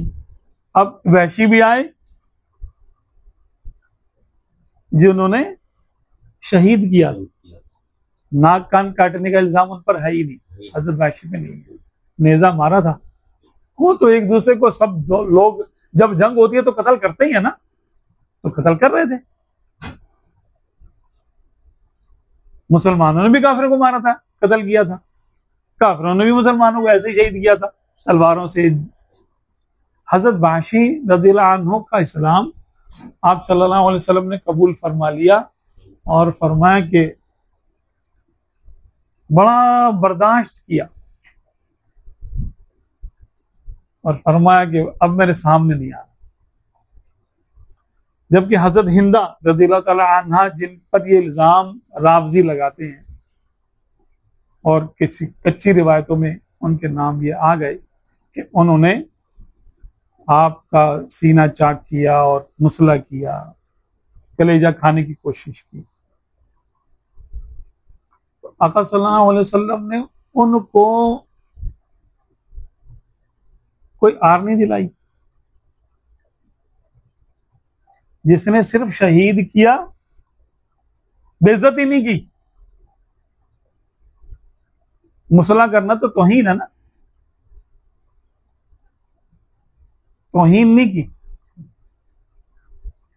लाश की आबरूरेजी नहीं की, सिर्फ मारा। और उनके लिए आका सल्लल्लाहु अलैहि वसल्लम ने फरमाया आइंदा मेरे सामने नहीं आना, तो मैंने तुम्हारी कबूल कर ली। ठीक है, देखिए हज़रत हमजा रज़ियल्लाहु अन्हु की मोहब्बत इतनी थी तो फरमाया मेरे सामने नहीं आना। अकल क्या कहती है कि जिसने नाक कान काटे हों उसकी तौबा कबूल होनी चाहिए। आका तो मालिक मुख्तार है ना, फरमा देते भाई हिंदा तुम्हारी तौबा कबूल नहीं है, और फरमाते इसको भी ले जाके कत्ल करो। कोई हाथ रोक सकता था आप सल्लल्लाहु अलैहि वसल्लम?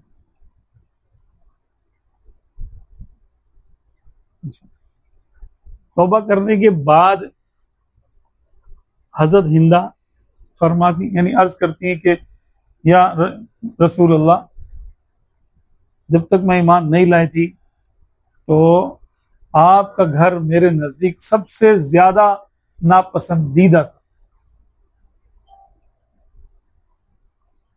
सबसे ज्यादा मबगूज था, सबसे ज्यादा दुश्मनी के काबिल था। अब मैं ईमान लेकर आई हूं तो मेरा तो हाल ये है कि अब सबसे ज्यादा पसंदीदा घर मुझे आपका लग रहा है। आका सल्लल्लाहु अलैहि वसल्लम ने फरमाया कि हाँ, और मेरा भी यही हाल तुम्हारे बारे में, मेरा भी ये हाल।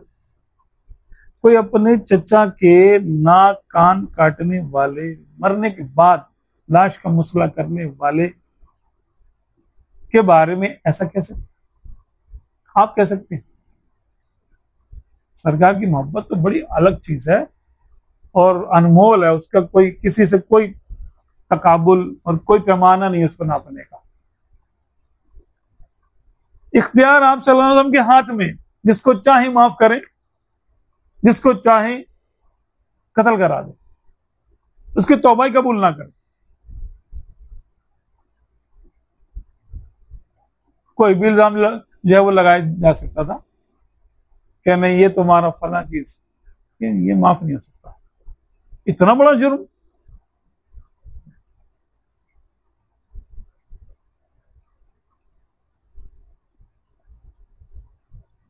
तो आप सल्लल्लाहु अलैहि वसल्लम ने उनको याद क्यों नहीं कराया? अगर सरकार सल्लल्लाहु अलैहि वसल्लम के सामने ये होता और पता होता कि हाँ इसने किया तो सरकार उसको माफ फरमा।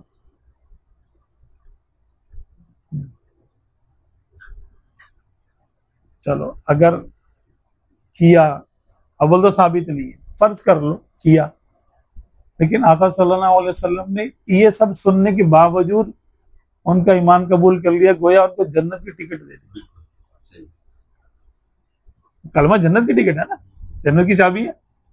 सहाबियत के ओहदे पर उनको फायज कर दिया। तो जब आका सल्लल्लाहु अलैहि वसल्लम जिनका हक था बदला लेना वो माफ कर रहे हैं तो तू कौन होता बोलने वाला? नहीं, वो आर नहीं दिला रहे। अगर इस बात को सच मान लिया जाए, अगर आप सल्लल्लाहु अलैहि वसल्लम जो साहिब मुआमला भी है और साहिब इख्तियार भी है, माफ करना ना करना आपके इख्तियार की बात, उन्होंने माफ कर दिया, कत्ल भी माफ फरमा दिया। अगर मुसला था तो मुसला भी माफ फरमा दिया।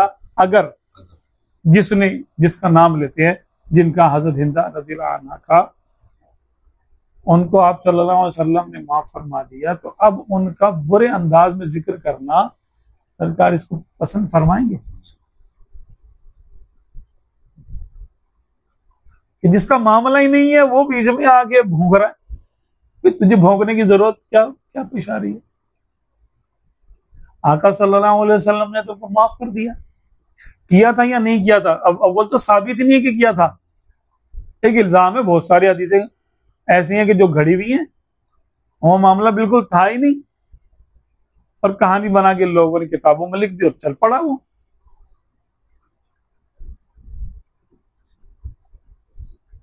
अभी पाक भारत की जंग हुई है ना, आज 10 तारीख मई की 2025। अब यहाँ का मीडिया देख लो क्या कह रहा है, वहां का मीडिया देख लो क्या कह रहा है। वो कह रहा हम जीत गए, हमारे वाले कह रहे कि हमारे वालों ने फड़का के रख दिया, उधेड़ के रख दिया इंडिया को, ये कर दिया वो कर दिया।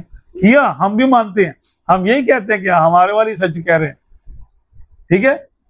लेकिन आज उसी वाक्य को, अच्छा कुछ वाकयात हुए, कुछ वाकयात सिरे से हुआ ही नहीं है और उनको रिपोर्ट ऐसे किया जा रहा है कि जैसे वाकया हुआ है। सबूत मांगो तो सबूत नहीं है। तो इसी तरह सहाबाए किराम के खिलाफ कोई रिवायत आती है उनकी शान के खिलाफ, तो अब हम उसमें तहकीक करेंगे ना कि बताओ भाई कौन से रावी कौन कौन है, इसके सिका रावी कौन कौन से है। फिर उसको आगे पीछे दाएं बाएं ऊपर नीचे शश जिहाद से चेक करेंगे कि एक रावी को गड़बड़ होगी, दूसरे को भूल जाएगा, तो तीसरे से चेक कर लो, चौथे से पूछ लो, कुरान से पूछ लो। चेक करने के जो मयार हैं, हमारे बुजुर्गों ने हदीस चेक करने के जो मयार रखे हैं वो बड़े सख्त हैं, उस पर चेक करो। अगर की रिवायत में आ भी गया तो भाई चेक करो उसको। वो माई के कूड़ा फेंकने वाली तो कोई रिवायत नहीं थी, और वो हम बचपन से हमारी किताबों में थी यार। और हम भी सोचते थे यार वो औरत कूड़ा तो फेंकती थी, सरकार को जब पता था कि यहाँ उसे मुझ पे कूड़ा फेंका जाएगा तो आप सल्लल्लाहु अलैहि वसल्लम उस गली से क्यों गुजरते थे उस टाइम। अपने ऊपर कूड़ा फेंकवाना जानबूझ के, ये कोई अकल का काम है। लेकिन वो लिखा हुआ था जी हदीस में है। अब हम छोटे छोटे बच्चे थे, ये मैंने तीसरी क्लास में पढ़ा था, ये तीसरी क्लास, 8 साल का बच्चा था मैं, और मेरे जेब में सवाल आता था यार ये क्या है यार, समझ में नहीं आ रहा। हमारे आका तो बड़े सफाई पसंद है सल्लल्लाहु अलैहि वसल्लम, तो कचरा अगर कोई औरत फेंकेगी तो आप सल्लल्लाहु अलैहि वसल्लम को पता भी है कि इस घर से मेरे पे कचरा फेंका जाता है, तो क्या सरकार वहां से खड़े हो जाएंगे कि चलो फेंको नहीं कचरा। हमें तो घर वाले मना करते हैं मट्टी में नहीं खेलो। ये तो आम लोगों के लिए कचरे में अपने आप को मुब्तला करना, मुलव्विस करना, गंदा कर लेना, ये मायूब है। तो आका सल्लल्लाहु अलैहि वसल्लम जो के नफीस तबीयत के हैं, वो क्यों खड़े हुआ करते थे वहां आकर। वो बाद में पता चला कि वो तो हदीस ही नहीं है, कोई झूठा वाकया, मन गढ़ंत रिवायत है, और वो चल रही है, और इतनी चल रही है कि हर बंदा बयान कर रहा है।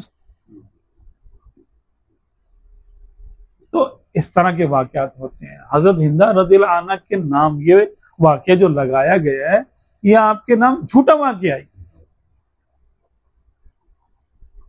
दुश्मनी थी, बिल्कुल इस्लाम की दुश्मनी थी भाई, हालत कुफर थी ना, इसका कौन मना कर रहा है। हम ये तो नहीं कह रहे नहीं वो तो जी मोमिन पैदा हुई थी, हम कब कह रहे हैं। हालत कुफर में भी थी, सारे मामला थे, उन्होंने जंगों में भी हिस्सा लिया। वो काफिरों को कहती भी थी कि जाके मारो, लड़ो मुसलमानों से, मुसलमान को बुरा भी कहती, आप सल्लल्लाहु अलैहि वसल्लम को भी अच्छा नहीं समझती। और उन्होंने खुद कबूला कि आज से पहले, जब मैं आज ईमान लेकर आ रही हूं, आज से पहले आपका घर मेरे नजदीक सब घरों से बुरा था, और आज ईमान लेकर आई हूं तो आपका घर मेरे नजदीक सब घरों से अच्छा हो गया। तो आका सल्लल्लाहु अलैहि वसल्लम ने उनको टोका नहीं कि झूठ ना बोलो, फरमाया कि मैं भी यही समझता हूं, मैं भी तुम्हारे बारे में ऐसे ही ख्याल करता हूं। तो आका सल्लल्लाहु अलैहि वसल्लम जिसको प्रोटोकॉल दे रहे हैं, और हजरत अबू सुफियान का घर हजरत हिंदा का घर भी था, हाँ, तो जो इनके घर में दाखिल हो जाए उसको भी अमन थी, अमान थी ना उसको। आका ने फरमाया जो इनके घर में दाखिल हो जाए उसको अमन है, उसको कत्ल नहीं किया जाएगा उसको। तो सरकार सल्लल्लाहु अलैहि वसल्लम जिसका मान बढ़ा रहे, जिसको इज्जत अता फरमा रहे, उसको कोई अगर जलील करना चाहेगा तो खुद ही जलील होगा।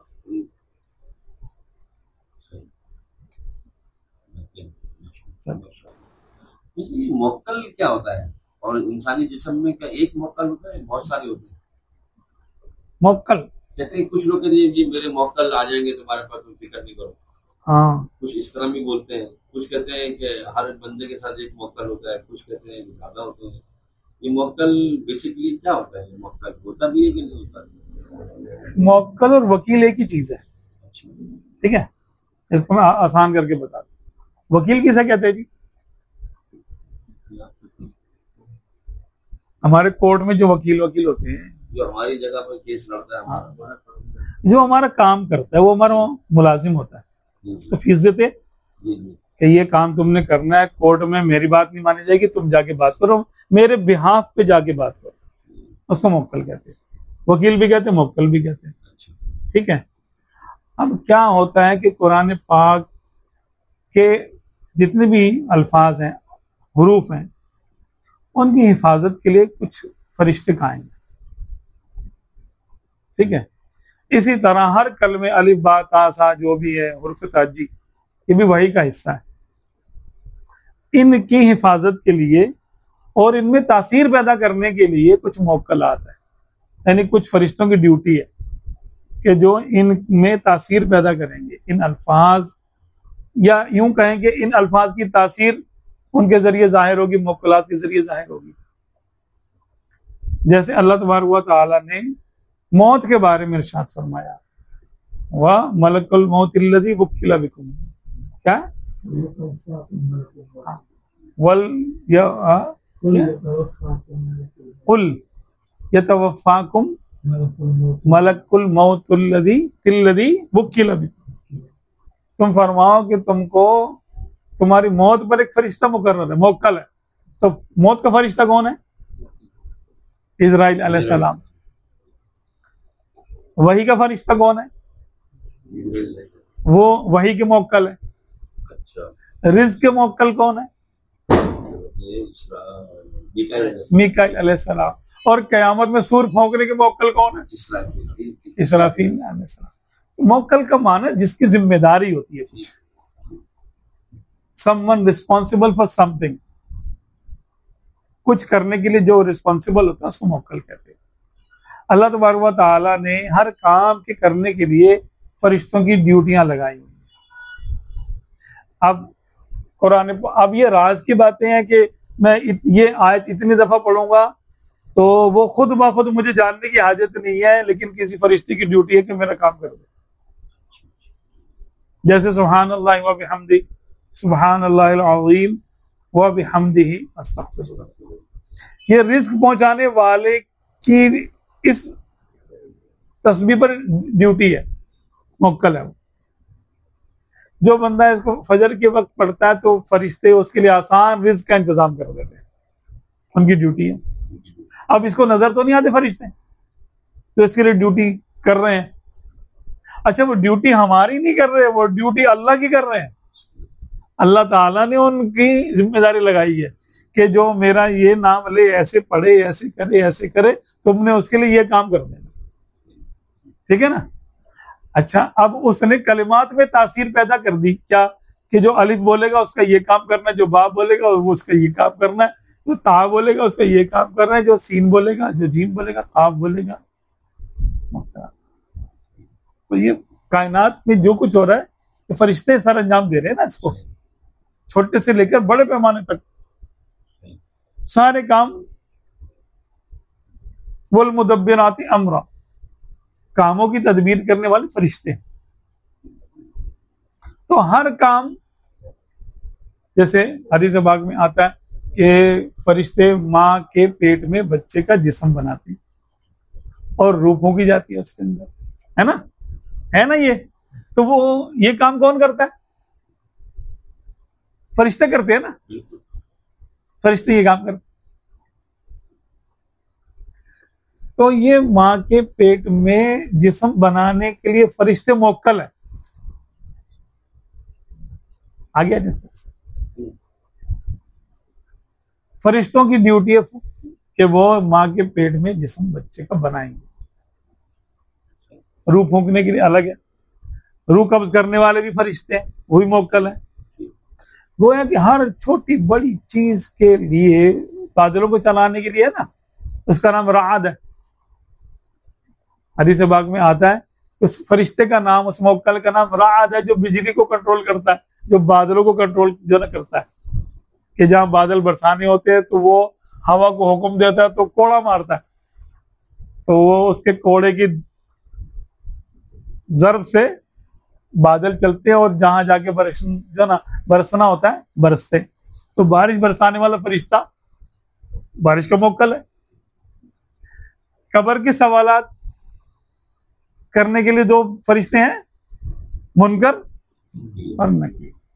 नेकियां लिखने वाला फरिश्ता है हमारी दाएं जानिब, और बाएं जानिब है, क्या नाम है, किरामन कातिबीन। बाएं वाला क्या करेगा, गुनाह लिखेगा हमारे, जो हम गुनाह करते हैं उल्टा सीधा बोलते हैं, फरिश्ता एक लिखता रहता है, इसने ये किया, ये किया, ये किया, ये किया, ये।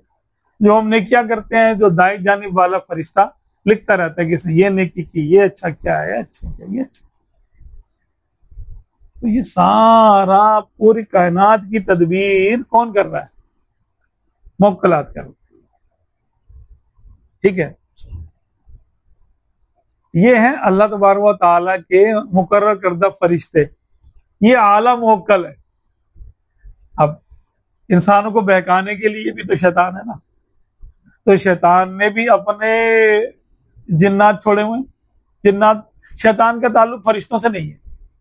शैतान ने अगर अपनी अलग सल्तनत कायम करने की कोशिश की और उसने अपने शैतानी मुवक्कलात यानी जिन्नात को ट्रेनिंग दी हुई है, इनको इसको नमाज नहीं पढ़ने देना, इसको कुर्बानी नहीं करने देना, या मियाँ बीवी में झगड़ा कराओ, इनकी तलाक कराओ, ये भाइयों भाइयों में झगड़ा कराओ, इनकी लड़ाई कराओ, ठीक है, इसको हराम की तरफ लेके जाओ, इसको रिश्वत की तालीम दो।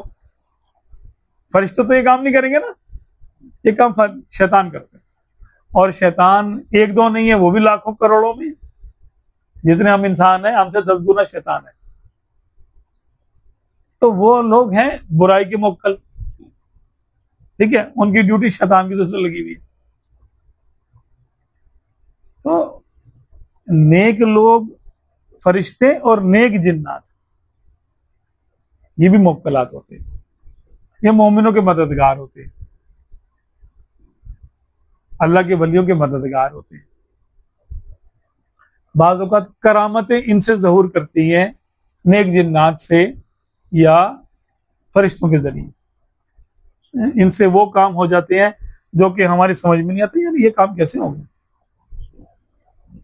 और जादू, जादूगरी, करिश्मे, चमत्कार ये जिन्नात करते हैं जादू के जरिए, शैतानों के जरिए, ठीक है ना। तो अच्छे और बुरे दोनों तरह के मुवक्कलात होते हैं। राइट पढ़ने से भी मुवक्कल पैदा होता है। अच्छा, अब ये आते कैसे हैं? जी। ये बात है, होते तो हैं, आते कैसे? जब हम अल्लाह ताला का कोई जिक्र अज़कार करते हैं तो मैंने कहा ना, हर कलमे के ऊपर, हर हर्फ के ऊपर एक नूरी फरिश्ता है जो उस आयत का खादिम है, उसकी हिफाजत के लिए, और उसमें जो तासीर है उसको जाहिर करने के लिए वो उसकी ड्यूटी है। तो जब हम कुछ पढ़ते हैं तो फरिश्ते हमारे सामने आए बगैर वो काम करते हैं। अच्छा, इसमें जिन्नात भी होते हैं, नेक जिन्नात होते हैं।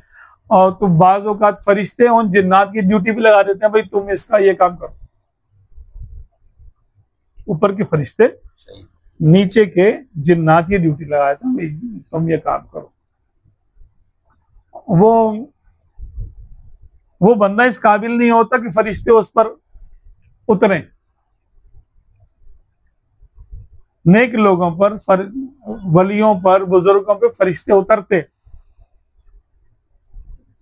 इन्नल्लज़ीना क़ालू रब्बुनल्लाहु सुम्मा इस्तक़ामू ततनज़्ज़लु अलैहिमुल मलाइकतु अल्ला तख़ाफ़ू, के जिन लोगों ने कहा हमारा रब अल्लाह है और फिर वो साबित कदम रहे, उन पर फरिश्ते नाजिल होते हैं।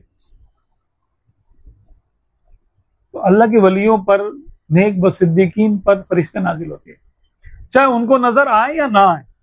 किसी को नजर आते तो किसी को नजर नहीं भी आते।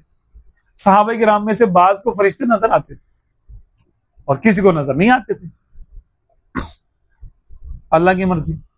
औलिया किराम में भी होता है, क्योंकि फरिश्तों के भी दर्जे होते हैं, सातवें आसमान का मुकर्रबीन में से, या कम पहले आसमान वाले, दूसरे आसमान वाले, तीसरे आसमान वाले, ये अल्लाह के नेक बंदों के सामने आते हैं, किसी को नजर आते, किसी को नजर नहीं भी आते, और उसका मकसद पूरा करके चले जाते हैं। उनकी ये ड्यूटी है। जो ये करेगा उसको ये काम मिलेगा, जो ये करेगा उसको, जैसे आपने कहा सुबहान अल्लाह, तो आपके नाम का जन्नत में दरख्त लगेगा, है ना? कौन लगाएगा? अल्लाह ताला फरिश्तों को हुक्म देता है इसके नाम का जन्नत में दरख्त लगाओ, तो वो दरख्त लगाने के जो है ना मोक्कल है फरिश्ते, कि भाई आपके नाम का दरख्त लगाएंगे वो जन्नत में।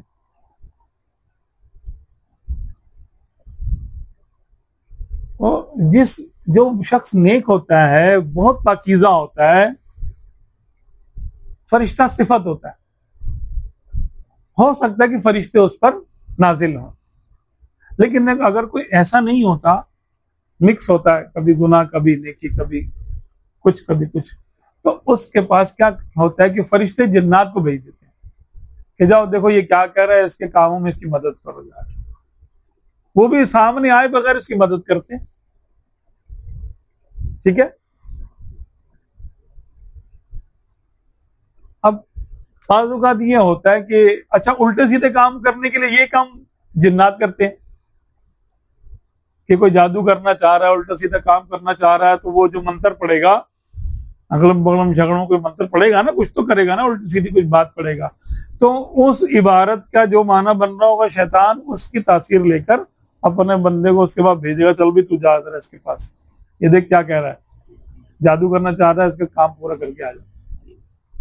तो शैतान भी ये काम करता है, वो शैतान भी मुवक्कलात होते हैं, तो जिन्नात भी मुवक्कल होते हैं, अच्छे भी और बुरे भी। फरिश्ते भी मुवक्कल होते हैं, फरिश्ते तो अच्छे ही होते हैं। अच्छा, पहले आसमान के, दूसरे आसमान के, तीसरे आसमान के, चौथे आसमान के, ये कैटेगरीज हैं। इसी तरह काफिरों के बाद जो सड़े हुए काफिर होते हैं, बिल्कुल उनके पास बिल्कुल सड़े हुए शैतान आते हैं, जो थोड़ा काफिरों में से कुछ कम बुरे होते हैं, उनके पास उनके लेवल के शैतान आते हैं। ऐसे ही तो जो शख्स जैसा है वो कुछ भी पढ़ ले, उसके पास उसके मुताबिक ही मुवक्कल आएगा। अगर काफिर है वो कुरान पाक भी पढ़ेगा तब भी उसके पास फरिश्ता नहीं आएगा, क्योंकि वो काफिर है। अच्छा। उसके पास जिन ही आएगा। अच्छा, वो शैतान ही आएगा, शरीर जिन आएगा उसके, चाहे वो आयतुल कुर्सी पढ़े, सूरह यासीन पढ़े, क्योंकि उसका कुफर की बदबू इतनी होती है कि फरिश्ते करीब नहीं आते। ईमान की खुशबू होती है, उस पर आते हैं फरिश्ते। समझ रहे? ये है मुवक्कलात की दुनिया, कि जो भी मुवक्कलात पूरी दुनिया, जमीन और आसमान में जो कुछ भी काम होते हैं अल्लाह के हुक्म से होते हैं, लेकिन वर्कर कौन है? वर्कर मुवक्कलात हैं। उसमें फरिश्ते भी हैं, उसमें जिन्नात भी हैं, शयातीन भी, और इंसान भी है। इंसान भी तो होते हैं ना जो काम करते हैं, एक दूसरे का काम करते कि नहीं करते, पैसे लेके। भाई हमारा, हम किसी को पैसे देते हैं घर बनाने के लिए, मिस्त्री को, मजदूर को, राज को, तो करता कि नहीं करता, है ना? सारे हम एक दूसरे का जो काम कर रहे होते हैं, तो पैसे लेके काम कर रहे होते हैं ना, तो हम भी एक दूसरे के मुवक्किल ही होते हैं, यानी वकील होते हैं, काम कर रहे होते हैं किसी का काम करने। ये हमजाद इसमें शामिल है? हमजाद इसमें शामिल होता है, हमजाद शामिल हो जाता है इसके अंदर। हमजाद को अगर कोई, अब शैतान ने क्या किया कि उसने तस्खीर करना शुरू कर दिया मुवक्कलात को, कि तुम इतना पढ़ लोगे तो ये तुम्हारी दोस्ती में आ जाएगा, इतने कुफर कर लोगे तो ये तुम्हारी दोस्ती में आ जाएगा, इतना कुफर कर लोगे तो ये तुम्हारी दोस्ती में आ जाएगा, ये फला शैतान। तो उसने शैतानों के मंत्र बता दिए, ऐसा करो ऐसा करो ऐसा करो। तो वो मंत्र उसने सिखाए लोगों को, लोगों में जादू जारी हो गया। अब जादू का तोड़ करने के लिए फिर कुछ आयतें बताई गई, बुजुर्गों ने बताई कि ये पढ़ो। आप सल्लल्लाहु अलैहि वसल्लम पर जादू हुआ तो आप सल्लल्लाहु अलैहि वसल्लम को बताया गया कि सूरह फलक और नास पढ़ो। तो जादू को ये दो सूरतें जादू को काटने के लिए नाजिल हुई।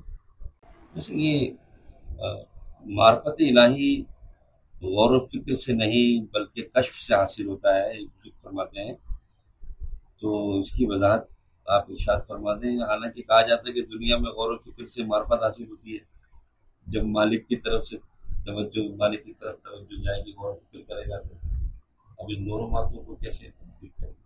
हाँ, दोनों बातें सही है। गौर फिक्र करना हमारा काम है, ये हमारी तरफ से, और कश्फ वहां से। अच्छा, अब हम अपनी कोशिश से ख्वाब तो नहीं देख सकते, अकल के घोड़े दौड़ा सकते हैं, और हम पर यही लाजिम है कि हम अल्लाह तबारक व तआला की मार्फत की बातों पे गौर करें कि आसमान किसने बनाया। अब हम छत बनाते हैं, मकान की छत बनाते हैं तो ईंटें भी होती हैं, उसमें पिलर भी बनाते हैं, खड़ा करते हैं ना। अल्लाह ने इतनी बड़ी छत बना दी, कोई पिलर नहीं है बीच में। हैरत की बात है ना। हम रोशनी के लिए बल्ब लगाते हैं, तारे लगाते हैं, ये करते हैं, उसने वो सूरज बना दिया बगैर तारों के चल रहा है, बल्ब बना दिया। था रात का बल्ब अलग है, दिन का अलग है। हाँ, हम घर में नलके लगाते हैं, ये करते हैं, उसने दरिया बहा दिए, नहरें जारी कर दी उसने, है ना। तो जो काम हम करते हैं, अल्लाह तबारक व तआला ने वो काम किए, लेकिन बेमिसाल है। वो अल्लाह के किए हुए काम बेमिसाल करते हैं, हम भी वैसे ही हैं, लेकिन हम अपने हिसाब से छोटा मोटा करते हैं। अल्लाह ताला की कुदरत लामहदूद है, तो वो अपनी शान के लिहाज से उसने जाहिर फरमाई अपनी शान। तो ये बातें हम सोचेंगे और इससे हमें ईमान की तरफ एक जहन बनेगा कि यार हमारा ईमान अल्लाह पर होना चाहिए कि अल्लाह तबारक व तआला जो है वो कितनी कुदरतों का मालिक है, वो कितना बड़ा है, वो कितना अजमतों वाला है। सुभान अल्लाह, सुभान अल्लाह। और लेकिन हम इससे क्या कर सकते हैं? अपनी अकल को रोशन कर सकते हैं, दिल को रोशन नहीं कर सकते। दिल को रोशन करना अल्लाह ताला की तरफ से। हाँ। यानी हम यूं समझे कि अच्छे से अच्छी दवाई खा सकते हैं, लेकिन शिफा किसने देनी है? अल्लाह ने देनी है ना। बस ये देखना। हम अच्छे से अच्छा खाना खा सकते हैं, लेकिन खाने के बाद हमें भूख लगेगी कि नहीं लगेगी, भूख मिटेगी कि नहीं मिटेगी, ये फैसला नहीं कर सकते। हाँ, अब कोई है वो इतना अच्छा खाना खाता है, लेकिन वो खाना को फायदे नहीं करता। अच्छी से अच्छी दवाई खाते हैं, फिर भी मर जाते हैं। बीमारी ठीक ही नहीं होती। क्यों? कि शिफा अल्लाह की तरफ से। तो जो काम अल्लाह की तरफ से होना है वो कोई बंदा थोड़ी कर सकता है। कश्फ अल्लाह की तरफ से, यानी बातिनी मामला खोलना ये अल्लाह की तरफ से। अल्लाह की तरफ से। हाँ, हम अकल से काम लेंगे, हमको हुक्म भी है फअतबिरू या उलिल अलबाब, ए अकल वालों गौर करो। गौर क्यों नहीं करते? गौर करो, देखो। कुल सीरू फिल अर्द, जमीन में घूमो, देखो अल्लाह तबारक व तआला के नाम मानने वालों को क्या अंजाम हुआ, देखो। तो ये है कि देखो, गौर करो, इबरत पकड़ो लोगों से। लेकिन क्या इबरत जो अकल में पैदा हुई है, क्या वो दिल में उतरेगी कि नहीं उतरेगी, ये तौफीक है। हज़रत सुफियान सौरी रहमतुल्लाह ताला ने नमाज पढ़ के बाहर निकले, जमात से बाहर निकले तो इमाम साहब ने दुआ सलाम की, पूछा क्या हाल है, क्या हो रहा है आजकल, क्या कर रहे हैं। तो सुफियान सौरी रहमतुल्लाह ताला ने फरमाया कि कुछ नहीं, बस जिंदगी गुजर रही है। आपने आपसे फरमाया इमाम साहब ने कोई काम धंधा कोई कारोबार, तो आपने कहा नहीं कुछ नहीं, कोई काम धंधा कोई कारोबार नहीं, कुछ नहीं। तो इमाम साहब ने कहा कि फिर आप खाते कमाते कहाँ से हैं? कहाँ से खाते हैं आप? कौन खिलाता है आपको जब आपको काम वगैरह नहीं करते? तो सुफियान सौरी रहमतुल्लाह तआला फरमाते हैं कि ठीक है, पहले मैं नमाज अपनी दोहरा लेता हूँ कि आपको, आपके पीछे मैंने नमाज पढ़ी थी कि आपको ये नहीं मालूम कि मुझे कौन खिलाता है, तो आपने नमाज दोहराई। ये मैंने किताब में पढ़ा, ये एक बुजुर्ग से मैंने सुना, किताब में पढ़ा। तो ये चीज तो कहते हैं कि काल है, एक वाकया है। ये अंदर कैसे आती है ये चीज कि बंदा इसको अपने अंदर इसको महसूस करे कि मुझे खिलाने वाली जात अल्लाह की है। हम तो बड़ी कोशिशें करते रहते हैं, भाग दौड़ करते हैं, उसके बावजूद मिलता उतना ही है जितना हमारे नसीब में है, लेकिन ये चीज जाती नहीं है यहाँ से। यानी ये अंदर से ये मानता ही नहीं है कि मुझे, वो बंदा कोशिश ही करता रहता है जब से पैदा होता है, और जब पूरा कामिल भरोसा नहीं होता, जिसे कहते हैं ना। हमारा ईमान तो है कि हमको पैदा करने वाला कौन है? अल्लाह। खिलाने वाला कौन है? अल्लाह। तो फिर सेठ से क्यों तनख्वाह मांगते हैं? लोग सवाल करते हैं ना, सेठ से क्यों तनख्वाह मांगी, फिर काम करने क्यों जाते हो, फिर दिहाड़ियां क्यों लगाते हो? ठीक है, ये लोग सवाल करते हैं। असल में हर एक का मकाम अपना अपना है। ईमान तो हमारा सबका है। अब आम मोमिन है, उसके लिए तो यही है कि भाई तुम, अल्लाह खिलाएगा, लेकिन हाथ पांव दिए ना तुमको, तो मेहनत करो, अल्लाह देगा, अल्लाह रोजी देगा। अल्लाह ताला किसी को जरूरतमंद बनाया और किसी को उसकी जरूरत पूरी करने के लिए बनाया। ऐसे ही है ना। अब किसान कितने महीने मेहनत करता है, अपने लिए भी करता है। वो हमारे लिए भी इसलिए ज्यादा गंदम उगाता है ताकि हम अपने लिए कुछ खरीद सके, है ना। तो हमारा काम भी वो अपने लिए करता है। दर्जी दूसरों के कपड़े सीता है, अपने भी सीता है लेकिन दूसरों के भी सीता है ताकि पैसे ले। अपने कपड़े बनाने के लिए दूसरों के कपड़े सीता है। डॉक्टर दवाई देता है ताकि वो खुद खुराक खा सके। तो अल्लाह ताला ने एक दूसरे के साथ हमें जोड़ दिया। तो अब हम ये देखते हैं कि यार ये तो किसी से कुछ करेंगे तो कुछ मिलेगा, ऐसे कैसे मिलेगा? ऐसे ही है ना, हमारा ज़हन ये बन जाता है। अच्छा, सूफिया किराम और जो अल्लाह की वली होते हैं, उनका ईमान बंदों पे नहीं होता ज्यादा भरोसा, उनका भरोसा होता है अल्लाह ताला पर। वो देखते हैं कि भाई देखो, मछलियां कहीं जॉब करती हैं, मजदूरी करती है, और ऐसी ऐसी बड़ी बड़ी खुराकें खाती है मछलियां, अल्लाह देता है उनको, बगैर किसी जॉब के काम करती है, यानी वो खाना खाती है।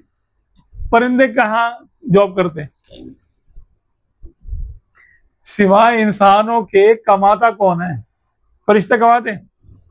फरिश्तों को अल्लाह ताला उनका रिस्क देता है, जो भी इनका रिस्क है रूहानी, है ना, अल्लाह देता है उनको। जिन्नात को भी देता है। जिन्नात की फैक्ट्रियां लगी हुई क्या? हाँ। तो औलिया किराम का ईमान गौर करने से क्या होता है, अल्लाह तबारक व तआला पर मजबूत हो जाता है, आम आदमी से ऊंचा ईमान हो जाता है। तो फिर वो कहते हैं भाई अल्लाह ताला देने वाला है, अल्लाह खिलाने वाला है। उनको हर सवाल के जवाब में अल्लाह ताला के ज़हन में आता है, भाई तुमको किसने पैदा किया? अल्लाह ने। इसमें तो हम सब जवाब देंगे अल्लाह ने। तुमको कौन की रिज़्क कौन देता है? रिज़्क कौन पैदा करता है? अल्लाह ताला पैदा करता है। शिफा कौन देता है? शिफा अल्लाह देता है। वे दवाई क्यों लेते हैं? अवाम के लिए दवाई है, अवाम के लिए कोशिश है, अवाम के लिए असबाब है। जो खवास हो, अब सुफियान सौरी रहमतुल्लाह अलैह के जैसे कितने उम्मत में, गिनती गिन ले आप, अरबों मुसलमानों में गिनती गिन ले, इतने बड़े बुजुर्ग हैं आप कि गिनती में आप गिनने चुने लोगों में शामिल है। आपका ईमान का दर्जा क्या होगा कि आप जिक्र गैर पसंद नहीं किया आपने फरमाया यार तेरा तो ईमान ही अल्लाह पे नहीं है, मैं तो तेरे पीछे नमाज पढ़ ली, क्या मेरी नमाज हो गई? मैं अपने नमाज दोहरा लूं जरा, तेरे को अल्लाह पे भरोसा ही नहीं है, तूने मुझसे ये क्यों पूछा कि तुम फिर भला तुम खाते पीते कैसे हो जब तुम कोई काम नहीं करते? तो फरिश्ते कैसे खाते पीते हैं? वो तो किसी जगह जॉब नहीं करते। जो भी उनका रूहानी रिज्क है अल्लाह देता है ना, यानी हमारे जैसा तो नहीं खाते पीते वो। परिंदे कैसे खाते पीते? कहीं जॉब नहीं करते। अल्लाह ताला उनको खिलाता है ना, मछलियां खाती हैं, जिन्नात खाते हैं, बड़े बड़े अल्लाह ने मखलूक पैदा की है, कोई भी जॉब नहीं करता, कोई भी रिटायरमेंट नहीं लेता, किसी को भी वजीफे नहीं मिलते, अल्लाह खिलाता। तो ये उनका ईमान इस लेवल पे होता है कि आम आदमी वहां तक नहीं पहुंच सकता। तो आम आदमी का भरोसा यही है, ईमान उसका भी है, अल्लाह देता है, लेकिन वो भरोसा दिखता है ज्यादातर तो नजर आ रहा हो तो उस पर करता है। और जो गुनाह करते हैं वो तो कहते हैं भाई जब तक झूठ नहीं बोलेंगे तो रोजी नहीं मिलेगी।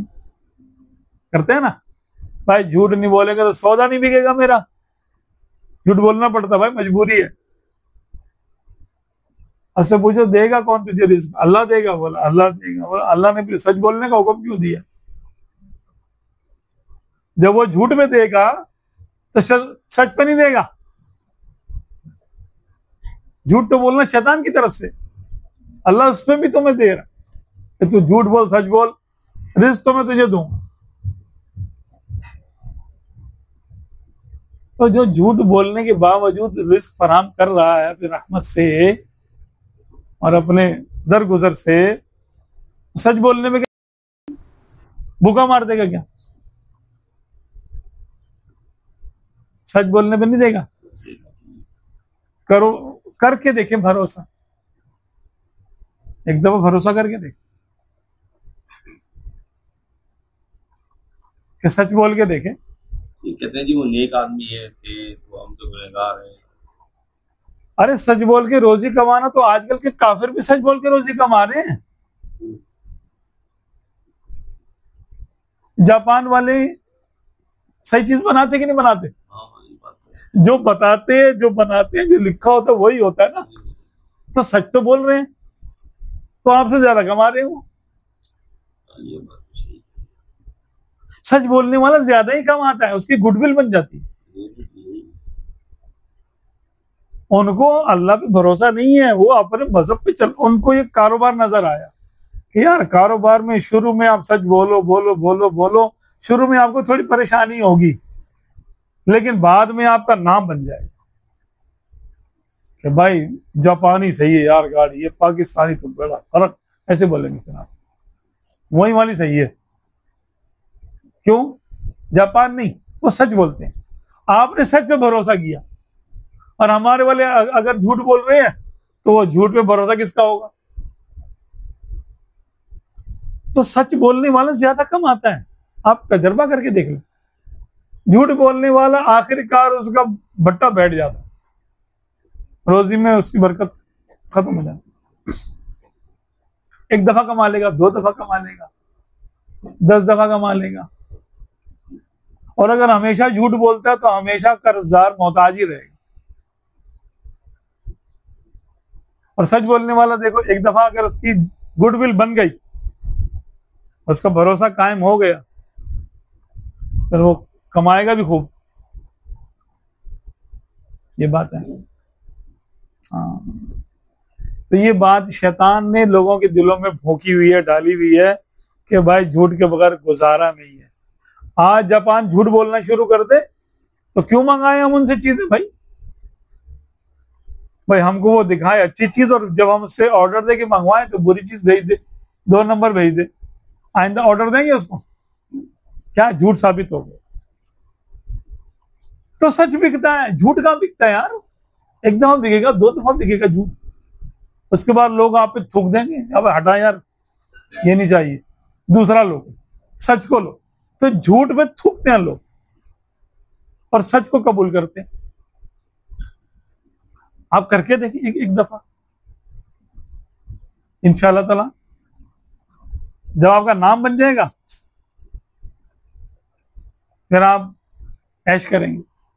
शुरू में हमने देखा है, शुरू में कभी कभी सच बोलने से थोड़ा बहुत नुकसान भी करना पड़ता है। लोग, बड़ी बड़ी कंपनियां नुकसान करती हैं, नुकसान उठाती हैं और जिम्मेदारी कबूल करती हैं कि हाँ भाई ये चीज गलत है और हम इसको चेंज करेंगे, वापस करेंगे, लाओ गारंटी, गारंटी देती हैं वो, लाओ वारंटी देती हैं कि वापस ले लेंगे। अगर वो जो हम कह रहे हैं वो ना निकले, खराबी हो जाए तो ले आओ, हम वापस कर देंगे। आप भी करके देखें, आपके पास भी ग्राहकों की लाइन लग जाएगी।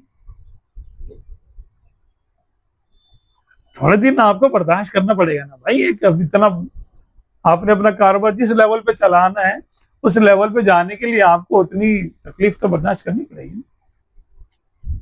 और जिन लोगों ने ऐसा किया है उनके देखो, जिनकी क्वालिटी है, जो कहते हैं वो देते भी हैं, फिर उनको एडवर्टाइजमेंट करने की जरूरत नहीं होती। हाँ, वो दादा ने कायम किया तो पोता भी वो यानी बेच रहा होता, खा रहा होता है। वो पंजाब से हमारे कोई जानने वाले वो मिठाई लेके आते हैं कभी, या कोई ऐसी आइटम, पूरे लाहौर में या पंजाब में वो भाई 2 ही दुकानें हैं भाई उनकी, और उसके बराबर की दुकान से नहीं लेंगे। बोले यार इसका भरोसा नहीं है, सच है झूठ है, ये सही है। वो 1965 की दुकान है भाई, वो 48 की दुकान है यार, तब से उनका सच चल रहा है और सच बिक रहा है उनका। उसके बराबर में उससे अच्छी दुकान वाला, उससे नहीं ले रहे लोग। कह रहे नहीं भाई इसका कोई भरोसा नहीं है, पता नहीं अभी इतनी दूर लेके जानी है यार, इसी से ले लो, इससे नए आदमी भरोसा नहीं करेंगे। तो बताइए सच बिका के झूठ? सच हमेशा बिकता है, झूठ चंद बार बिकता है, फिर तबाही।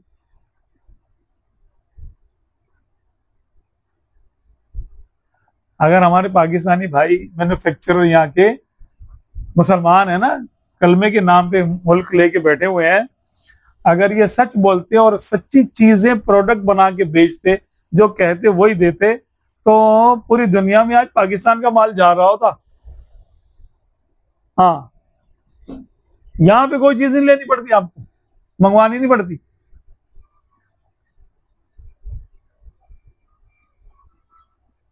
लेकिन बात वही है कि शैतान ने जहन में ये बात डाल दी कि यार जब तक झूठ नहीं बोलेंगे ना, बिकेगा नहीं, सौदा नहीं बिकेगा। डंडी मारते हैं, वजन कम कर देते हैं।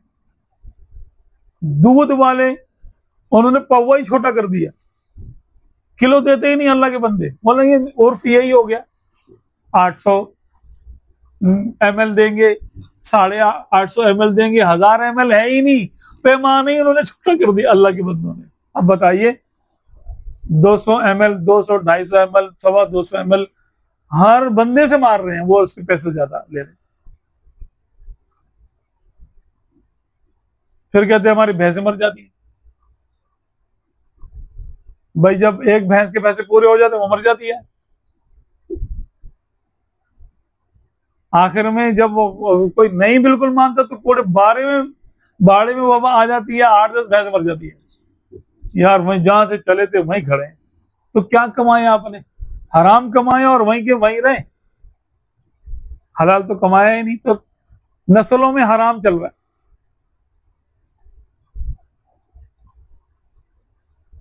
मजदूरों को देख लो, मजदूर 1 महीने का बोलेगा, 1 साल लगा सकता है मजदूर। कि जिस काम को 1 महीना बोलेगा ना, 6 महीने से पहले तो उसको पता तो होने वाला है ही नहीं है काम। 1 महीना बोल के मैंने उसको अपने जाल में फंसा लिया। अब वो जब तक धक्के दे के नहीं निकालेगा ना, आधा छोड़ के भागेगा, ये पूरे पैसे लेकर आधा छोड़ के भागेगा। और आप देख ले, हैंड टू माउथ होंगे ये लोग। मैं आपको बरकत क्यों नहीं मिल रही यार? आपने झूठ बोल के घर बनाया आपने, तो घर कैसे बनेंगे?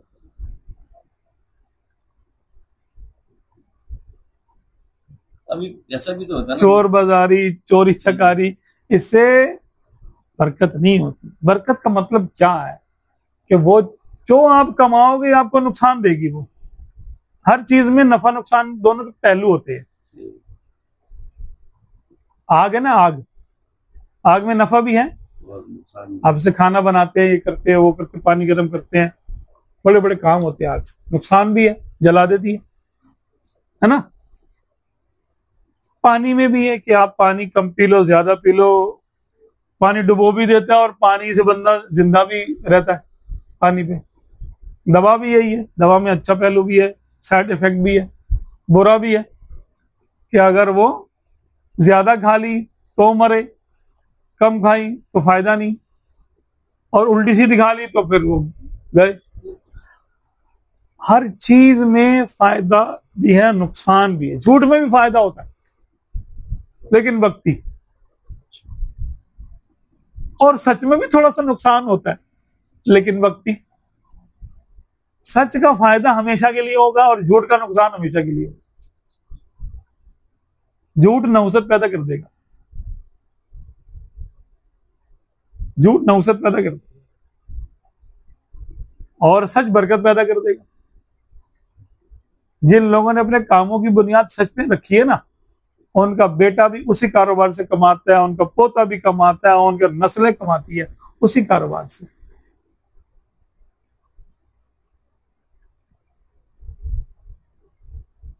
और जिन्होंने अपने कारोबारों की बुनियाद झूठ पे रखी है ना, थोड़े दिनों, 4 दिन की चांदनी फिर अंधेरी रात,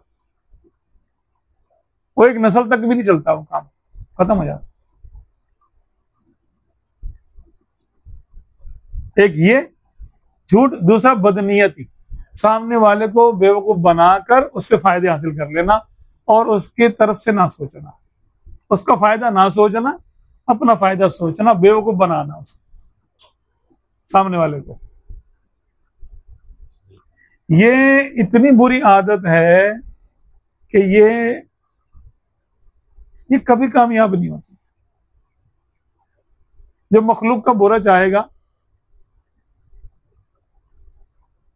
अल्लाह ताला उसका बुरा चाहेगा,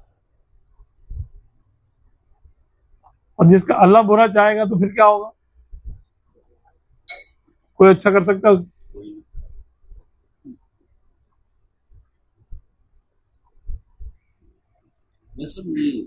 टाइम देखते हैं। हाँ। ये रोजी में बरकत के लिए कोई ऐसा वजीफा जो आम आदमी पढ़ ले, जिसको कुरान शरीफ ना पढ़ना आता हो, या बहुत आसान सा? अरे बहुत आसान सा है। रोजी में क्या, अगर आप चाहते हैं, लेकिन हर वजीफा, मैं पहले बताता हूँ, हर वजीफा रिस्क हलाल खाने वाले के लिए और सच बोलने वाले के लिए। झूठ बोलने वाले के लिए कोई वजीफा नहीं है, हराम रोजी खाने वाले के लिए कोई वजीफा नहीं है, ये बता दूं। दो टोक। फिर बोलते हैं कि फायदा नहीं हुआ। जिसको फायदा ना हो तो वो 2 चीजें चेक कर ले अपनी, क्या झूठ बोलता है, अपनी जबान संभालता है या नहीं, और हराम खाता है कि हलाल खाता है। सिद्क़ मकाल और रिज़्क़ हलाल, ये 2 चीजें जरूरी है। अगर ये नहीं तो किसी वजीफे में एक भी कम है, कोई वजीफा आपका कामयाब नहीं होगा, कोई चांस नहीं है उसका।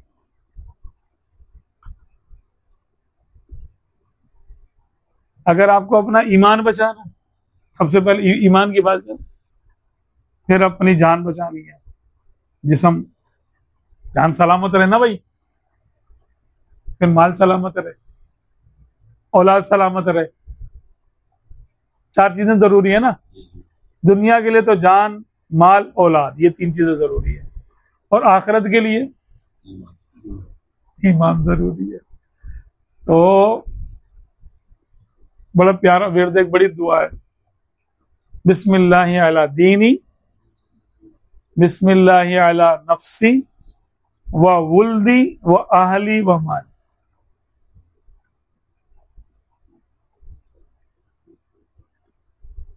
कि अल्लाह के नाम की बरकत हो मेरे ईमान में, बिस्मिल्लाहि अला दीनी,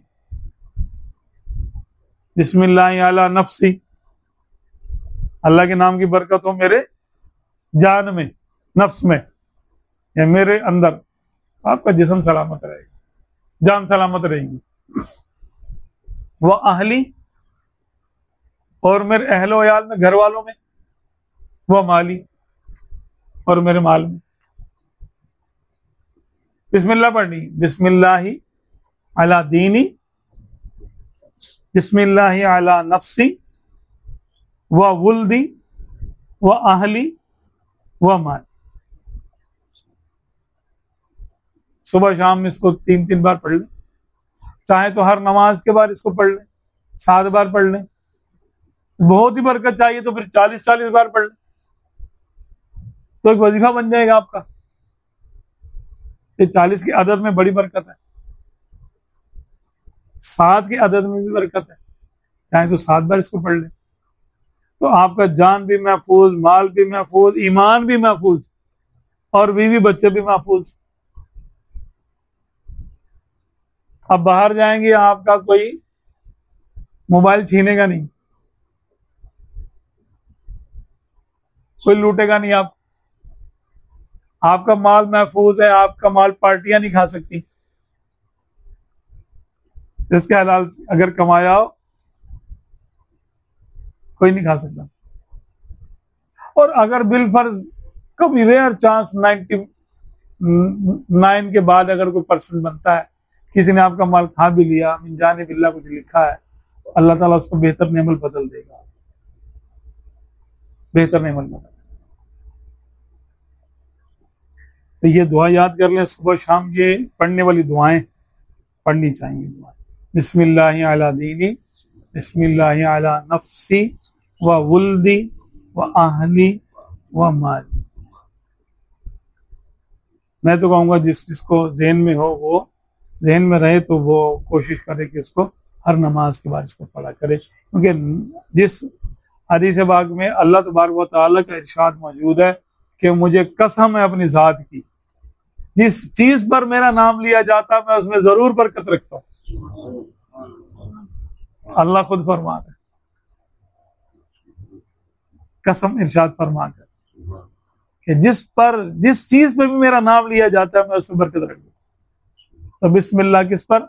अला दीनी, ईमान पर, अल्लाह का नाम हो, मेरी जान पर हो, मेरे घर वालों पर हो और मेरे माल पर। तो जान, माल, इज्जत, आबरू, ईमान, बीवी, बच्चे सब महफूज। इतना बड़ा बॉडीगार्ड कहाँ मिलेगा भाई आपको जो सारी चीजों को चेक कर ले, सारी चीजों को महफूज रखे और मुफ्त में मिल जाए, खर्चा भी कोई ना करना पड़े आपको। वरना तो बॉडीगार्ड से बातों का ज्यादा खतरा हो जाता है कि यही कुछ ना कर जाए। अल्लाह तबारक व तआला हमें माफ फरमाए, गलतियां बताए माफ करे, माफ फरमाए, अमल करने की कोशिश।